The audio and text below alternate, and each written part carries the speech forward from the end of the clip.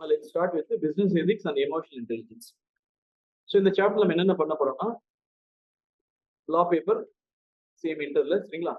எதிக்ஸ்னா அதோட meaning, importance, nature, 7 principles of life, selflessness, நம்மள மறந்து வேலை செய்யணும், இன்டெகிரிட்டியோட இருக்கணும், நேர்மைத்தன்மையோட வேலை செய்யணும், ஆப்ஜெக்டிவோட இருக்கணும். நீங்க எந்த வேலை செஞ்சாலும் அதுல அக்கௌண்டபிலிட்டி இருக்கணும். நீங்க தான் அதை பொறுப்பெடுத்துக்கணும், ஓப்பனோட இருக்கணும், எதையும் மறைக்கூடாது, ஆனஸ்டா இருக்கணும், லீடர்ஷிப் இருக்கணும். நெக்ஸ்ட் வந்து பாத்தீங்கன்னா இந்த டாபிக்ல வந்து எதிக்ஸ்க்கும் லாக்கு என்ன டிஃபரன்ஸ், எதிக்ஸ்னா என்னது, லானா என்னது, என்ன டிஃபரன்ஸ் இந்த ரிலேஷன்ஷிப். சரி, பிசினஸ்க்கு எதிக்ஸ் கண்டிப்பா வேணுமானா கண்டிப்பா வேணும், அதோட ரிலவன்ஸை கேட்கறாங்க. நெக்ஸ்ட் ஒரு ப்ரொஃபஷனல் அக்கௌண்டன்ஸ் இருக்காங்கன்னா அதோட வேல்யூஸ் அண்ட் ஆட்டிடியூட்ஸ் அதையும் கேட்கறாங்க. அதே மாதிரி நெக்ஸ்ட் பிசினஸ் எதிக்ஸோட பிரைமரி நாம்ஸ். ஒரு பிசினஸ் எதிக்ஸ்னா அதுக்கு நாம்ஸ் இருக்கு. என்ன நாம்ஸ் இருக்கு? ஆனஸ்டி, அக்கௌண்டபிலிட்டி, அதெல்லாம் நீங்க பாக்குற மாதிரி இருக்குல்ல, சரிங்களா. ஸோ பிசினஸ்னா நீங்க நேர்மைத்தன்மையோட இருக்கணும், நீங்க தான் அதுக்கு பொறுப்பு எடுத்துக்கணும். அதே மாதிரி எம்ப்ளாயர்ஸ்க்கும் டிசிஷன் மேக்கிங்க்கு கண்டிப்பா தேவை. ஒரு எம்ப்ளாயரும் ஒரு எத்திக்கலோட எத்திக்ஸோட இருக்கணும், ஒரு எம்ப்ளாயி எத்திக்ஸோட இருக்கணும். ஈவன் நீங்க ஃபினான்ஸ் பண்ணாலும் ட்ரேடிங் பண்ணாலும் யாரா இருந்தாலும் கண்டிப்பா எத்திக்ஸோட இருக்கும். எத்திக்ஸ்க்கு இன்டர்னல் கோட் இருக்குது. ஸோ பிசினஸ் டீல் பண்ண போறீங்கன்னா அதுலயும் எத்திக்ஸ் இருக்குது. ஸோ கேஸ் ஸ்டடிஸ் இருக்கு பிசினஸ் எத்திக்ஸ்ல. நெக்ஸ்ட் எமோஷன் இன்டெலிஜென்ஸ், சரிங்களா. That is important. இந்த எமோஷன் இன்டெலிஜென்ஸ் சொல்லும் போது இதுல நீங்க இம்பார்ட்டன்ட் பார்க்க வேண்டியது என்னன்னா, எமோஷன் இன்டெலிஜென்ஸ் கான்செப்ட் இது, சரிங்களா. அதாவது சில இடத்துல வந்து எமோஷனலா இருப்பாங்க, இன்டெலிஜென்ட் இருப்பாங்க சொல்லுவாங்க. அது எமோஷன் இன்டெலிஜென்ஸ் சில இடத்துல எப்படி எடுக்கணுமோ அந்த அந்த மாதிரி அதை எடுத்துக்கணும் மீனிங், சரிங்களா. இதுதான் டாபிக் ஃபுல்லா படிக்க போறதுமா. ஸோ ஃபர்ஸ்ட் சாப்டர்ல ஃபர்ஸ்ட் பிசினஸ் எத்திக்ஸ் வந்து ஒரு எசென்ஷியல் ஸ்கில். ஒரு பிசினஸ் பண்ண போறீங்க அப்படின்னா கண்டிப்பா நீங்க எத்திக்ஸ் இருக்கும். எத்திக்ஸ் இல்லாம பிசினஸ் பண்ணக்கூடாது, சரிங்களா. இன்னைக்கு வந்து பாத்தீங்கன்னா எல்லாமே டெக்னாலஜி, டிஜிட்டல் கம்யூனிகேஷன் வந்துருச்சு ஃபுல்லாவே கம்ப்ளீட்டா, சரிங்களா. அப்போ ஆல்மோஸ்ட் ஒரு கம்பெனியும் பிசினஸ் எத்திக் ப்ரோக்ராமே கண்டிப்பா பார்ட் ஆஃப் தி அந்த என்ன சொல்ற கல்ச்சர்லயே கொண்டு வந்து வச்சிருக்காங்க, பிசினஸ் கல்ச்சர்லயே, சரிங்களா. அப்ப கம்பெனிஸ் எல்லாம் பாத்தீங்கன்னா நிறைய ரிசோர்ஸ் பிசினஸ்க்காக, பிசினஸ் எத்திக்ஸ்க்காக அலாட் பண்றாங்க. நிறைய ப்ரோக்ராம்ஸ் கண்டக்ட் பண்றாங்க, எத்திக்ல ஒர்க் பிளேஸ் கிரியேட் பண்றாங்க. நம்ம ஹையர் பண்ற எம்ப்ளாயிஸ் எத்திக்கலோட இருக்கணும், இன்டெகிரிட்டியோட இருக்கணும், ஆனஸ்டியா இருக்கணும். ஸோ பிசினஸ் சக்சஸ்ஃபுல் ஆகணும் கண்டிப்பா எத்திக்ஸ் வந்து ஒர்க் பிளேஸ்ல இருக்கணும், ரொம்ப ரொம்ப இம்பார்ட்டன்ட். எம்ப்ளாயருக்கும் இருக்கணும், எம்ப்ளாய்க்கும் இருக்கணும். அப்ப எத்திக்ஸ் சொல்லும்போது பிசினஸ் வந்து ஒரு சொசைட்டியோட எக்ஸ்டென்ஷன் தான். சொசைட்டில தான் பிசினஸ் இருக்கு. யாருக்கு பண்ண போறீங்க பிசினஸ்? சொசைட்டி தான் பண்ண போறீங்க. ஸோ இப்போ business is an extension of society. அப்ப லாங் ரன்ல வந்து நீங்க பாத்தீங்கன்னா எந்த ஒரு பிசினஸ்மே சோஷியல் வேல்யூஸை இக்னோர் பண்ணி சொசைட்டியை மறந்துட்டு நீ பிசினஸ் பண்ண முடியாது.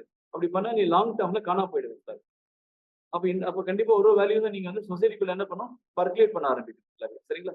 அப்போ வந்து கண்டிப்பா கார்பரேட் வேல்யூஸ் தான் அதுல இருக்கு. ஸோ கார்பரேட் எத்திக்ஸ் சொல்லும்போது எப்படி சூஸ் பண்ண போறீங்க, எப்படி அடாப்ட் பண்ண போறீங்க, எப்படி குட் திங்ஸை ப்ராக்டிஸ் பண்ண போறீங்க, பேட் திங்ஸை அவாய்ட் பண்ணணும். குட் திங்ஸை ப்ராக்டிஸ் பண்ணணும், நல்லதை எடுத்துக்கணும், கெட்டதை விட்டுடணும். அப்ப எது ரைட்டு எது ராங்ன்றது கம்பெனி டு கம்பெனி உங்களுக்கு தெரியும். அது வந்து by virtue or values base பண்ணி தான் இருக்கும். யூனிவர்சலி அக்செப்டட் பிரின்சிபல் எத்திக்ஸ்ன்றது கம்பெனி டு கம்பெனி இந்த ரைட்ஸ் அண்ட் ராங்ஸ் வந்து மாறும். அப்ப அந்த வேல்யூஸ் வெர்ச்சூஸ்ன்றது யூனிவர்சலி எல்லாரும் அக்செப்ட் பண்ண லாஸ் தான். அப்ப எத்திக்ஸ் ஒரு செட் ஆஃப் ரூல்ஸ். இது நல்லது இது கெட்டதுன்னு சொல்லிட்டு நம்ம பிரிச்சுக்க முடியும். அப்ப எத்திக்ஸ் சொல்லும்போது லாட்டின் வேர்ட் ஈத்தோஸ். ஈத்தோஸ் வந்து வந்திருக்கு அப்படின்னா கேரக்டர். அப்போ ஒருத்தருக்கும் கேரக்டர் இருக்கும். எத்திக்ஸ் வந்து ஒரு சோஷியல் சயின்ஸ் தான், சரிங்களா. எது நல்லது எது கெட்டது, எது மாரல் எது இம்மாரல், எது குட் பிஹேவியர் எது பேட் பிஹேவியர் சொல்லிட்டு அப்படி பிரிக்க முடியும் நம்மளால. இப்போ எத்திக்ஸ் தான் வந்து பேசிக் கான்செப்ட். ஒரு டீசன்ட் ஹியூமன் கான்டாக்ட்னா ஃபண்டமெண்டல் பிரின்சிபல் எத்திக்கலா இருக்கும். ஒரு யூனிவர்சல் வேல்யூ அதில் அட்டாச்சா இருக்குது. அப்ப கண்டிப்பா all men men women so குவாலிட்டியோட அவங்க இயங்கணும் ஃபுல்லாவே. அப்ப ஹியூமனோ நேச்சுரல் ரைட்ஸ் ஃபுல்லாவே. அப்ப இந்தியாவில் இருக்கிற லா ஆஃப் லேண்ட் நீங்க அதை மதிக்க ஆரம்பிக்கும். ஹெல்த் அண்ட் சேஃப்டி டாக்டர்ஸோட எத்திக்ஸா இருக்கும்.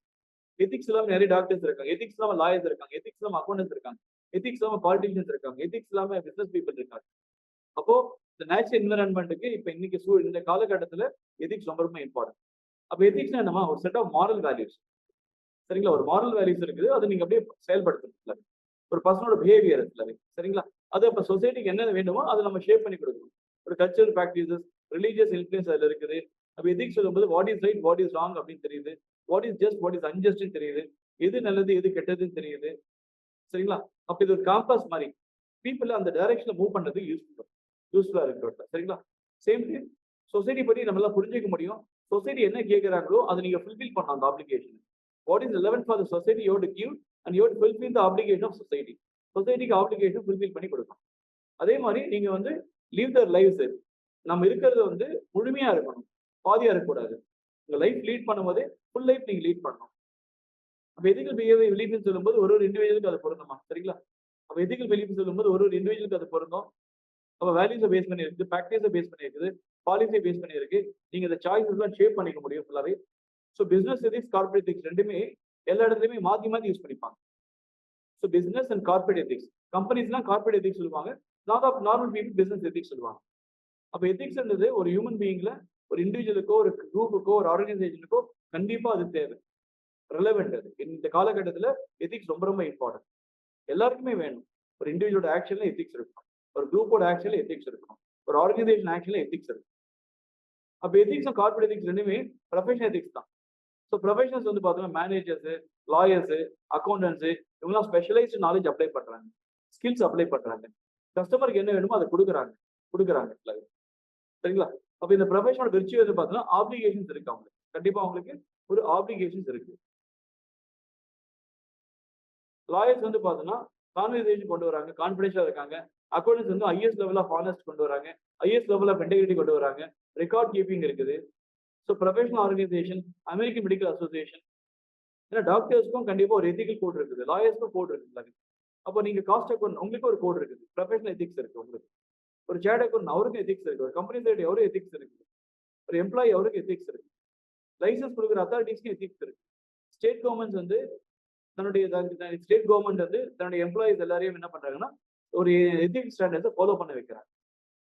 ஸோ இப்போ எத்திக்ஸ் சொல்லும்போது மேஜரா 3 டைப்பா பிரிக்கிறாங்க. ஒன்று மெட்டா எத்திக்ஸ், அப்படின்னா மாரல் ஜட்மெண்ட்.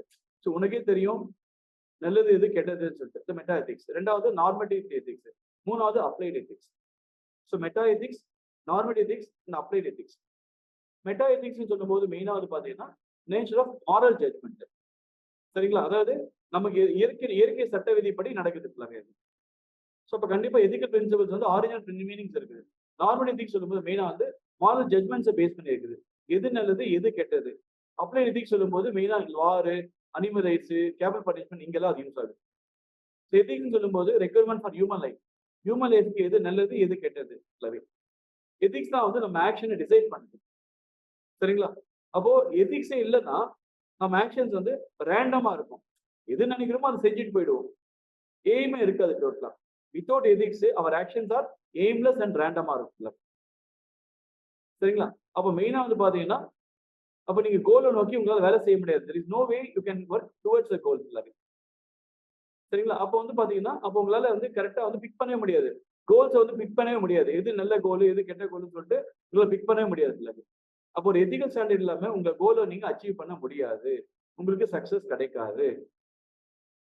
அப்போ ஒரு ரேஷனல் எத்திக்கல் ஸ்டாண்டர்ட் நீங்க ஃபாலோ பண்ணா கண்டிப்பா ஆர்கனைசேஷன் கோல்ஸை நீங்க மீட் பண்ணணும். ஒரு கம்பெனிக்கு என்ன கோலோ அதை நீங்க மீட் பண்ணணும், அதுக்கு எத்திக்கலா இருக்கும். அப்போ நீங்க வேல்யூஸ் கொடுக்கணும். உங்க எத்திக்ஸ்ல ஏதாவது ஃபிளா இருந்ததுன்னா கண்டிப்பா வந்து உங்களால வந்து அச்சீவ் பண்ண முடியாது, உங்களால அச்சீவ் பண்ண முடியாது. ஸோ ப்ராப்பர் ஃபவுண்டேஷன் இருக்கணும் எத்திக்ஸ்ல, ஒரு ப்ராப்பர் ஃபவுண்டேஷன் எத்திக்ஸ்ல இருக்கு. இப்போ நெக்ஸ்ட் வந்து பாத்தீங்கன்னா எத்திக்ஸ் சொல்லும்போது மெயினா அல்டிமேட் ஸ்டாண்டர்ட் நீங்க உருவாக்குறீங்க ஃபுல்லாவே. ஸோ மேனோட நேச்சர், எப்படி பெக்யூலர் நீட்ஸை நீங்க ரெக்யூர் பண்ணிக்க போறீங்க, system of ethics, day to day choices எப்படி கொண்டு வர போறீங்க, எப்படி ரிலேஷன்ஸ் மற்றவங்களோட கொண்டு வர போறீங்க, பிசிக்கல் சர்வேல எப்படி பண்ண போறீங்க, ஹாப்பினஸ் எப்படி கொண்டு வர போறீங்க. அப்போ உங்க லைஃப் எல்லாமே வந்து பாத்தீங்கன்னா நீங்க அதை பேஸ் பண்ணி தான் இருக்குல்ல. சரிங்களா? ஸோ அப்போ நீங்க வந்து மேபரா உங்களுடைய சர்வைவலுக்கு, உங்களுடைய வெல்பீயிங்க்கு, ஹாப்பினஸ்க்காக எத்திக்ஸை நீங்க சாக்ரிஃபைஸ் பண்ணக்கூடாது. அப்படி பண்ணிட்டீங்கன்னா டிஸ்ட்ரக்டிவா அது போயிடும், இட் ஜஸ்ட் பிகம் டிஸ்ட்ரக்டிவ். அதே மாதிரி பிசினஸ்க்கு கண்டிப்பா எத்திக்ஸ் வேணுமானா கண்டிப்பா எத்திக்ஸ் வேணும். இன்னைக்கு அந்த காலகட்டத்துல வியாபாரிங்க எத்திக்ஸ் எல்லாம் இருக்கணும். அது கலப்படம்லாம் பண்றாங்க, அதிகமா லாபம் வச்சு வைக்கிறாங்க, தப்பான பொருள் கரெக்டான பொருள் சொல்றாங்க, மாத்தி வைக்கிறாங்க, காபி தூள் வந்து புளியங்கட்டை தூள் அரைச்சு கொடுக்குறாங்க, நிறைய இருக்கு எக்ஸாம்பிள் சொன்னீங்க. அப்ப இந்த காலகட்டத்தில் எத்திக்ஸ் ரொம்ப ரொம்ப பிசினஸ் இம்பார்ட்டன்ட். அதுக்கு நிறைய ஃபேக்டர்ஸ் இருக்குமா? சரிங்களா? ஆர்கனைசேஷன் கல்ச்சரை நீங்க டெவலப் பண்ணணும், மேனேஜ்மெண்ட் பிலாசபி எது, எத்திக்ஸ் சொல்லி பிசினஸ் வந்து ஒரு பெரிய இம்பாக்டை கிரியேட் பண்ணி கொடுக்குது long டேர்ம்ல.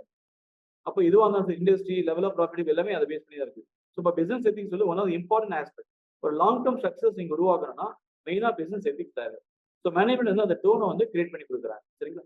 So management பிலாசபியில் ethical practice ரொம்ப ரொம்ப இம்பார்ட்டன்ட். ஏன்னா அப்போதான் ஒரு எம்ப்ளாயி வந்து கைட் பண்ண முடியும். ஸோ எத்திக்கல் ப்ராக்டிஸ் இருந்தால் இப்போ மேனேஜ்மெண்ட்டே டிரைவ் பண்றாங்க. ஸோ டே டு டே இந்த கம்பெனி இப்படிதான் ரன் ஆகணும், இதுதான் நம்மளுடைய பிரின்சிபல், இந்த பிலாசபி தான் நம்ம இயங்கிட்டு இருக்கிறோம், நம்ம லீடர்ஸ்லாம் இதுதான் எக்ஸாம்ல செட் பண்றாங்க, அப்ப எம்ப்ளாயிஸ் தான் இதை பேஸ் பண்ணி தான் அவங்க ஒர்க் பண்ண ஆரம்பிக்கணும். இதை பேஸ் பண்ணி தான் நம்ம டிசிஷன் மேக்கிங் ப்ராசஸ்ல இன்வால்வ் ஆகணும். அப்ப என்டையர் ஆர்கனைசேஷனுக்கு எத்திக்ஸ் வந்து கம்ப்ளீட்டா பொருந்தும். அப்போ ஒரு நல்ல ஃபவுண்டேஷன் கிரியேட் பண்ணா நீங்க எத்திக்கல் பிஹேவியரோட இருக்கணும். அப்பதான் அந்த கம்பெனி ரொம்ப நாள் வந்து இருக்கும். எத்திக்கல் பிஹேவியர் இல்லாம நீங்க ஒரு கம்பெனியை ஸ்டார்ட் பண்ணீங்கன்னா அந்த கம்பெனி இன்னைக்கு இருக்கும், நாளைக்கு இருக்குமான்னு கேட்டா சந்தேகம். அதே மாதிரி நீங்க ஹை லெவல் பீப்புள், டேலண்டட் பீப்புளை ரீடைன் பண்ணனா அப்ப கம்பெனியோட இப்ப டாடா வந்து எப்பவுமே எம்ப்ளாயி ரீடைன் பண்ணி வச்சுருக்காங்க. ஏன்னா டாடா வந்து எத்திக்கலா இருப்பாங்க. அப்ப எம்ப்ளாயிஸ் வந்து அவங்களோட அட்டாச் ஆயிடுவாங்க கம்ப்ளீட்டா. அந்த கல்ச்சருக்கு மாறிடுவாங்க. அப்போ ஒரு ஹைலி டேலண்டட் பீப்புளை ஒரு கம்பெனி வந்து ஆர்கனைசேஷன் வந்து ரீடைன் பண்ணி வச்சுக்கணும். அப்பதான் வந்து அந்த கம்பெனிக்கு, அந்த ஆர்கனைசேஷனுக்கு நீங்க பாசிட்டிவ் ரெப்யூட்டேஷன் பில்ட் பண்ண முடியும், மெயின்டைன் பண்ண முடியும் அந்த கம்யூனிட்டிக்குள்ள. அப்ப டாடானா அந்த பேர் கிடைச்சிடும். அப்போ ஒரு பிசினஸ் நீங்க ரன் பண்ணணும்னா கண்டிப்பா எத்திக்கலா இருக்கணும். எத்திக்கலா இல்லாம உங்களால பிசினஸ் ரன் பண்ண முடியாது. அப்ப யூ நீட் எத்திக்கல் பிஹேவியர் இருக்கு. அப்ப டாப் டவுன் அப்ரோச். இப்ப மேல இருந்து கீழே, இப்ப கார்பரேட்ல மேல யார் இருப்பாங்க? சிஇஓ. கீழே யார் இருப்பாங்க? Workers. So top, middle level and bottom level. So டாப்ல இருந்து கமாண்ட் வருது பாட்டம்க்கு. அப்ப கண்டிப்பா வந்து டாப்ல இருந்து பாட்டம் வரைக்கும் ஒரு பாண்ட் இருக்கும். அப்பதான் கண்டிப்பா வந்து கம்பெனி ஸ்டெபிலிட்டியோட இருக்கும். ஸோ டாப் வந்து பாட்டமுக்கு கம்யூனிகேட் பண்றாங்க, பாட்டம் அதை ஏத்துக்கிறாங்க. பாட்டம் ஏதாவது சஜஷன் சொன்னா டாப் அதை ஏத்துக்கிறாங்க. ஸோ கம்யூனிகேட்டிவ் லீடர்ஷிப்பா இருக்கு அந்த இடத்துல பாத்தீங்கன்னா. அப்பதான் அந்த கம்பெனி வந்து கரெக்டா செயல்பட முடியும். ஸோ ஒரு மேனேஜ்மெண்ட் வந்து லீட் பண்ணணும் அப்படின்னு எத்திக்கல் மேனர்ல எம்ப்ளாயிஸ் வந்து ஸ்டெப்ஸ் வந்து ஃபாலோ பண்ணணும். எம்ப்ளாயி பெட்டர் டெசிஷன்ஸ் எடுக்கணும் லெஸ் டைம்ல. பிசினஸ் எத்திக்ஸ் ஒரு கைடிங் பிரின்சிபல். ப்ரொடக்டிவிட்டி இம்ப்ரூவ் பண்றீங்க, எம்ப்ளாயோட மாரல் இம்ப்ரூவ் ஆகுது, எம்ப்ளாயி வந்து கம்ப்ளீட்டா ஒர்க் பண்ணிட்டு இருக்காங்க, ஆனஸ்டா இருக்கிறாங்க, இன்டெகிரேட்டட் இருக்கிறாங்க. அப்ப எம்ப்ளாயிஸ் வந்து பார்த்தா கார்பரேஷன்ல high standard business ethics follow பண்றாங்க. இப்போ கார்பரேஷன் நீங்க ஒர்க் பண்றீங்கன்னா எம்ப்ளாயிஸ் வந்து ஹை ஸ்டாண்டர்ட் பிசினஸ் எத்திக்ஸ் இருக்கணும் ஃபுல்லாவே. அப்பதான் நீங்க பண்ற டியூட்டிஸ் எல்லாமே ஹை லெவல்ல இருக்கும். அப்பதான் அந்த கஸ்டமர் வந்து சாட்டிஸ்ஃபைட் கஸ்டமரா அந்த கம்பெனிக்கு மாறுவாரு. அப்புறம் இன்னொன்னு, அந்த கம்பெனிக்கு நீங்க வந்து ரொம்ப லாயலா இருக்கும். As employee I'm working in Tata அப்படின்னா அந்த கம்பெனிக்கு நான் லாயலா இருக்கும்.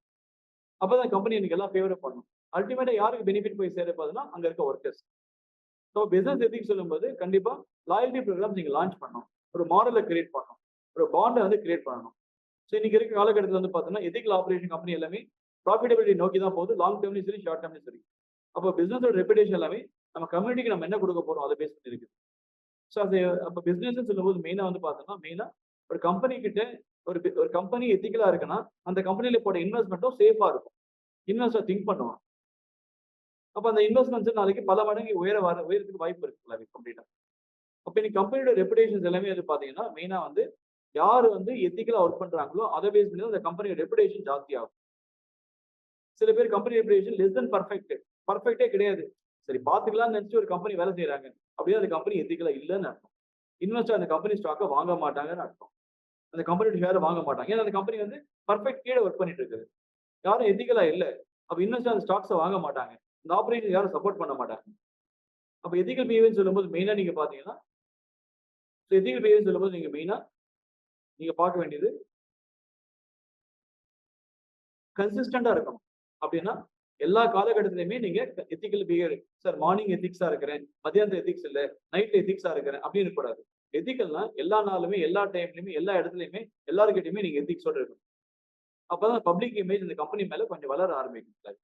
அப்பதான் பொட்டன்ஷியல் இன்வெஸ்டர்ஸ் வந்து யோசிப்பாங்க, ஷேர் ஹோல்டர்ஸ்க்கு நீங்க வேலையை ஆட் பண்ணி கொடுக்க முடியும். ஒரு பாசிட்டிவ் இமேஜ் கம்பெனி ரீடைன் பண்ணி வச்சுக்கணும். ஸோ பிசினஸ் வந்து கமிட் ஆயிட்டாங்க. அப்பதான் நீங்க எம்ப்ளாயிஸ் எப்படி ட்ரீட் பண்ண போறீங்க, சரௌண்டிங் என்விரான்மெண்ட் எப்படி ட்ரீட் பண்ணிக்க போறீங்க, ஃபேர் மார்க்கெட் பிரைஸ் எப்படி இருக்க போகுது, எப்படி பிரைஸ் கொடுக்க போறீங்க, கன்சூமர் எப்படி ட்ரீட் பண்ணிக்க போறான். ஸோ பிசினஸ் எத்திக்ஸ்னாவே கம்ப்ளீட்லி அப்ளைட் எத்திக்ஸ். நீங்க டே டு டே ஆபரேஷன்ல ஒரு கம்பெனி அதை செயல்படுத்த முடியும். டாப்ல இருந்து பாட்டம் வரைக்கும் அந்த எத்திக்கல் ப்ரோக்ராம கல்ச்சர்ல ப்ராசஸா கொண்டு வர முடியும்.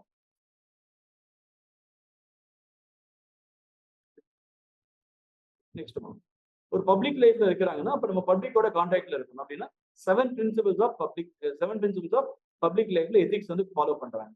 ஒன்னு செல்ஃப்லெஸ்னஸ், ரெண்டாவது இன்டெகிரிட்டி, மூணாவது ஆப்ஜெக்டிவிட்டி, நாலாவது அக்கௌண்டபிலிட்டி, அஞ்சாவது ஓப்பன்னஸ், ஆறாவது ஆனஸ்டி, ஏழாவது லீடர்ஷிப். பப்ளிக் லைஃப்ல இருக்கீங்கன்னா அது ஏழுமே நீங்க செயல்படுத்தணும்.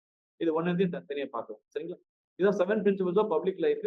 லார்ட் நார்டன் ஃபர்ஸ்ட் டைம் 1995 சொல்லிட்டாரு. யாரெல்லாம் பப்ளிக் லைஃப்ல உள்ள வரீங்களோ, ஃபார் எக்ஸாம்பிள் கவுன்சிலரா வரீங்க, இல்லை ஐஏஎஸ் ஆஃபீஸா வரீங்க, ஐபிஎஸ் ஆஃபீஸா வரீங்க, இல்லை சேர்மனா இருக்கீங்க, இல்லை சிஎம்ஆ இருக்கீங்க, பிஎம்ஆ இருக்கீங்க, பப்ளிக் லைஃப்ல வந்துட்டீங்க, ஜட்ஜா இருக்கீங்க, பப்ளிக் லைஃப்ல வந்துட்டீங்கன்னா இது ஏழுமே நீங்க ஃபாலோ. சரிங்களா? இந்த ஏழுமே ஃபாலோ பண்ணும். அப்ப செல்ஃப்லெஸ்னஸோட மீனிங் என்னமா? நீங்க சுயநலத்தோட வேலை செய்யக்கூடாது, சுயநலம் இல்லாம வேலை செய்யணும், நேர்மத்த இன்டெகிரிட்டியோட வேலை செய்யணும், ஒரு குறிக்கோளோட வேலை செய்யணும். நீங்க எது செஞ்சாலும் அதுக்கு நீங்க பொறுப்பெடுத்துக்கணும், அக்கௌண்டபிலிட்டி இருக்கணும். எதையுமே வந்து மறைக்கக்கூடாது, ஓப்பன்னஸோட இருக்கணும், கம்யூனிகேட் பண்ணணும் எல்லாருக்கிட்டையுமே. எல்லாருமே டிரான்ஸ்பரண்டா இருக்கணும், நேர்மையோட இருக்கணும், எல்லாரும் ஆனஸ்டியா இருக்கணும், திறன்பட இருக்கணும், இன்டெகிரிட்டி திறன்பட இருக்கணும், ஆனஸ்ட் நேர்மையா இருக்கணும். லீடர்ஷிப் குவாலிட்டிஸ் கண்டிப்பா வேணும் பப்ளிக் லைஃப்ல இருக்கு. இந்த 7மே 7 ட்ரைட்ஸ் ஆஃப் பப்ளிக் லைஃப்னு சொல்லுவாங்க. இந்த பிரின்சிபல்ஸ் எல்லாமே வந்து பார்த்தோம்னா பப்ளிக் ஆஃபீஸ் லோக்கலாவோ நேஷனலாவோ யார் லீட் பண்ணாலும் அவங்களுக்கு இது தேவை. ஈவன் சிவில் சர்வீஸ் இருக்கிறவங்களுக்கு தேவை, ஐஏஎஸ் ஐபிஎஸ் கமிஷனர்ஸ்க்கு உங்களுக்கு தேவை, லோக்கல் கவர்மெண்ட்ல முனிசிபாலிட்டி கார்பரேஷன் தேவை, போலீஸ்க்கு தேவை, கோர்ட்ஸ்க்கு தேவை, ப்ரொபேஷனல் சர்வீஸ் பண்ணுறதுக்கு தேவை. ஸோ பிரிட்டிஷ் கவர்மெண்ட் ஒரு கமிட்டி அப்பாயின்ட் பண்ணியிருக்காங்க, committee on standards of public லைஃப்னு சொல்லிட்டு. இந்த கமிட்டி வந்து பார்த்தா 1985 எஸ்டாப்ளிஷ் பண்ணியிருக்காங்க. இந்த கமிட்டியோட நோக்கம் என்னன்னு கேட்டீங்கன்னா, இவங்க வந்து எல்லாத்தையும் எக்ஸாமின் பண்றாங்க. இந்த கமிட்டி நோக்கமே வந்து பாத்தீங்கன்னா எல்லாத்தையும் எக்ஸாமின் பண்றாங்க.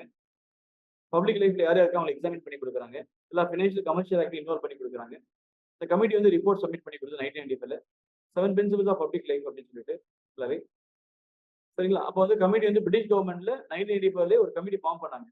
ஒரு பிரைம் மினிஸ்டரோ இல்ல பப்ளிக் லைஃப்ல இருக்க மற்ற மினிஸ்டர்ஸோ மற்ற அபிஷியல்ஸ்க்கோ ஒரு கோட் ஆஃப் எதிக்ஸ் ஃபாலோ பண்ணாங்க. என்னன்னா யாரையெல்லாம் பப்ளிக் ஆஃபீஸ்ல இருக்கிறாங்களோ அவங்க இப்ப இருக்க ஸ்டாண்டர்டை நீங்க ஃபாலோ பண்ணி ஆகணும். Including financial activity commercial activity பண்ணா கூட எத்திக்கல் ஸ்டாண்டர்ட் உங்களுக்கு கண்டிப்பா வேணும்.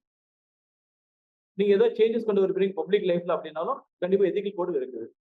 இந்த கமிட்டி வந்து 1985 இந்த ரிப்போர்ட் கொடுத்தது. அதான் 7 பிரின்சிபல்ஸ் பப்ளிக் லைஃப். இப்ப நம்ம சொன்னதான் ஃபர்ஸ்ட் வந்து யாரையெல்லாம் பப்ளிக் ஆஃபீஸ்ல இருக்கிறாங்களோ அவங்க எல்லாம் சுயநலம் இல்லாம வேலை செய்யணும், பப்ளிக்காக வேலை செய்யணும். ரெண்டாவது இன்டெகிரிட்டி. யாரையெல்லாம் பப்ளிக் ஆஃபீஸ்ல இருக்கிறாங்களோ அவங்க எல்லாம் வந்து பாத்தீங்கன்னா கன்ஃபார்மா யாருக்குமே மறைமுகமா எந்த ஒர்க்குமே பண்ணக்கூடாது. இன்டெகிரிட்டினா லஞ்சம் எல்லாம் வாங்கக்கூடாது, நேர்மையற்ற ஊழலற்ற ஆட்சியை புரியும் சொல்லுவாங்க, அதான் இன்டெகிரிட்டி. அப்போ ஆட்டோமேட்டிக்கா நீங்க வந்து பார்த்தோன்னா எந்த உங்களுடைய ஒர்க் யாரும் இன்ஃபுளுன்ஸ் பண்ற மாதிரி எந்த வேலையும் செய்யாதீங்க. எது கரெக்டோ, எது லா பிரகாரம் கரெக்டோ, எது எதிக்கலா கரெக்டோ அதை பண்ணுங்க. யாரோ ஒருத்தவங்க பணம் கொடுத்து வேலை செய்யணும் அந்த வேலையை செய்யாதீங்க. So don't lose your integrity. சரிங்களா? அப்போ வந்து ஃபினான்ஷியல் மற்ற பெனிஃபிட்காக எவனோ ஒருத்தர் லஞ்சம் கொடுக்குறான், உங்க ஃபேமிலிக்கு டிவி வாங்கி கொடுக்குறான், இல்லை உங்க ஃப்ரெண்ட்ஸ்க்கு பெனிஃபிட் வரணும் அதுக்காக பண்றீங்க, அப்படி பண்ணாதீங்க. சரிங்களா? அப்போ இன்டெகிரிட்டியோட இருக்கணும். அப்போ கண்டிப்பா மெயினா வந்து ஏதாவது இன்ட்ரெஸ்ட் ஏதாவது நீங்க பண்ற வேலையில யாருக்கா தொடர்பு இருக்குது, somebody is going to influence your work, somebody is going to be related with your work அப்படின்னா அந்த ஒர்க்கை கொஞ்சம் நேர்மைத்தன்மையோட அணுகணும். Next objectivity. பப்ளிக் ஆஃபீஸ்ல இருக்கிற எல்லாருமே வந்து பார்த்தோம்னா டிசிஷன் வந்து ப்ராப்பரா எடுக்கணும், ஃபேரா எடுக்கணும். என்ன எவிடன்ஸ் கையில இருக்குதோ அதை பேஸ் பண்ணி நீங்க செயல்படணும். பாரபட்சம் பார்க்காம ஒரு வேலையை திறன்பட செயல்படணும். Without discrimination or any bias. எனக்கு இவரை பிடிக்கும் அதனால வேலை பண்றேன் அப்படி பண்ணக்கூடாது. யாரையுமே மேல கீழே பார்க்காம ஒரு பாதபிரிவு இல்லாம ஒரே மாதிரி treatment, objective treatment. Next accountability. யாரையெல்லாம் பப்ளிக் ஆஃபீஸ்ல இருக்கிறாங்களோ அவங்க எல்லாம் அக்கௌண்டபிலிட்டி கண்டிப்பா கொண்டு வரணும். சரி ரைட்டா? ஏன்னா அப்பதான் வந்து ஏன்னா உங்களுக்கு மேல ஒருத்தர் வந்து மேற்படுகிறாரு. இப்ப நீங்க பண்ற வேலையை நீங்களே ரெஸ்பான்சிபிலிட்டி எடுத்துக்கிட்டீங்களே, நீங்களே அக்கௌண்டபிலிட்டி எடுத்துக்கிட்டீங்களே, ஆமா சார் நான் தான் சார் தப்பு பண்ணிட்டேன் அப்படி ஒத்துக்கங்களேன். சரிங்களா? உங்களுக்கு மேல ஒருத்தர் வந்து ஸ்குடினி பண்ற மாதிரி இருக்கக்கூடாது. அக்கௌண்டபிலிட்டி நீங்க ஏத்துக்கணும். ஸோ பப்ளிக் லைஃப்ல இருக்க எல்லாமே அக்கௌண்டபிலிட்டி அவங்க ஏத்துக்க ஆரம்பிக்கும். அதே மாதிரி அவங்க ஓப்பன்னஸோட இருக்கணும். ஸோ பப்ளிக் ஆஃபீஸ்ல யார் யாரெல்லாம் இருக்கிறாங்களோ அவங்க எல்லாருமே ஒரு ஓப்பன்னஸோட இருக்காங்க. ஸோ பப்ளிக் ஆஃபீஸ் இருக்க எல்லாமே ஓப்பன்னஸோட இருக்கிறாங்க, டிரான்ஸ்பரண்டா இருக்கிறாங்க, ஃபுல்லாவே ஹானஸ்டா இருக்கிறாங்க. ஸோ பப்ளிக் ஆஃபீஸ் இருக்கவங்க எல்லாமே ரொம்ப ஹானஸ்டா இருக்கிறாங்க. பப்ளிக் ஆஃபீஸ் இருக்கவங்க எல்லாருமே இந்த பிரின்சிபல்ஸ் தனி கடமை. ஹானஸ்டினா நேர்மைத்தன்மை, ட்ரூத்ஃபுல். ஓப்பன்னஸ்னா எது எடுத்தாலும் உங்க டிசிஷன்ஸ் எல்லாமே டிரான்ஸ்பரண்டா இருக்குது, வெளிப்படைத்தன்மையோட இருக்கு. இன்ஃபர்மேஷன் பப்ளிக் எது கொடுக்கணுமோ அதை கண்டிப்பா நீங்க கொடுக்கணும், அதை நீங்க மறைக்காதீங்க. சரிங்களா? ஸோ அது லாஃபுல் ரீசன்ஸ் அப்படின்னா டிரான்ஸ்பரண்டா கொடுத்துருங்களேன். ஸோ டோன்ட் ஹைட் எனிதிங் அப்படின்றாங்க. அப்ப லீடர்ஷிப் சொல்லும்போது இந்த பிஹேவியர் நீங்க ஃபாலோ பண்ணணும். அப்ப நீங்க வந்து ப்ரொமோட் பண்ண ஆரம்பிக்கணும், ரொபாஸ்டாக இருக்கணும். இந்த பிரின்சிபல்ஸ் எல்லாமே வந்து பாத்தீங்கன்னா நீங்க கொண்டு வரணும். ஒரு லீடர்னு சொல்லும்போது லீடர்ஷிப் குவாலிட்டிஸ் இருக்கு. லீடர் எல்லாம் அக்செப்ட் பண்ணிப்பாங்க, அவங்க ஃபாலோ பண்ண ஆரம்பிப்பாங்க. இதுதான் 7 ட்ரைட்ஸ் ஆஃப் பப்ளிக் லைஃப். என்னமா செல்ஃப்னஸ் ஃபர்ஸ்ட் பாயிண்ட். செல்ஃப்லெஸ்னஸ்னா வந்து சுயநலம் இல்லாம எனக்காக வேலை செய்ய மாட்டேன், பப்ளிக்காக வேலை செய்வேன். ஓகே. செல்ஃப்லெஸ்னஸ் எனக்காக வேலை செய்ய மாட்டேன், பப்ளிக்காக வேலை செய்வேன். எனக்கு நல்லது பண்றது எனக்காக நான் எந்த வேலையும் செய்ய மாட்டேன், பப்ளிக் எது நல்லதோ அதை மட்டும் பண்ணு. சுயநலம் இல்லாம பண்ணுவோமா? எனக்காக பண்ணிட்டா சுயநலத்தோட பண்றேன், புரியுதாமா? மத்தவங்களாக பண்ணிட்டா சுயநலம் எல்லாம் பண்றோம். சரிங்களா? இது 15% மார்க்மா வெயிட்டேஜ்மா. சரிங்க. நெக்ஸ்ட் ஒன்று எத்திக்ஸ்க்கும் லாக்கும் என்ன ரிலேஷன்ஷிப்? லா எத்திக்ஸ் ரெண்டுமே நல்லது. ஒரு ஹியூமன் வந்து சிவிலைஸ்டு சொசைட்டி நம்ம இருக்கிறோம், சிவில் சொசைட்டி நம்ம இருக்கிறது. சரிங்களா? அப்படின்னா நம்ம ஒருத்தரோட ஒருத்தர் சார்ந்துதான் இருக்கு.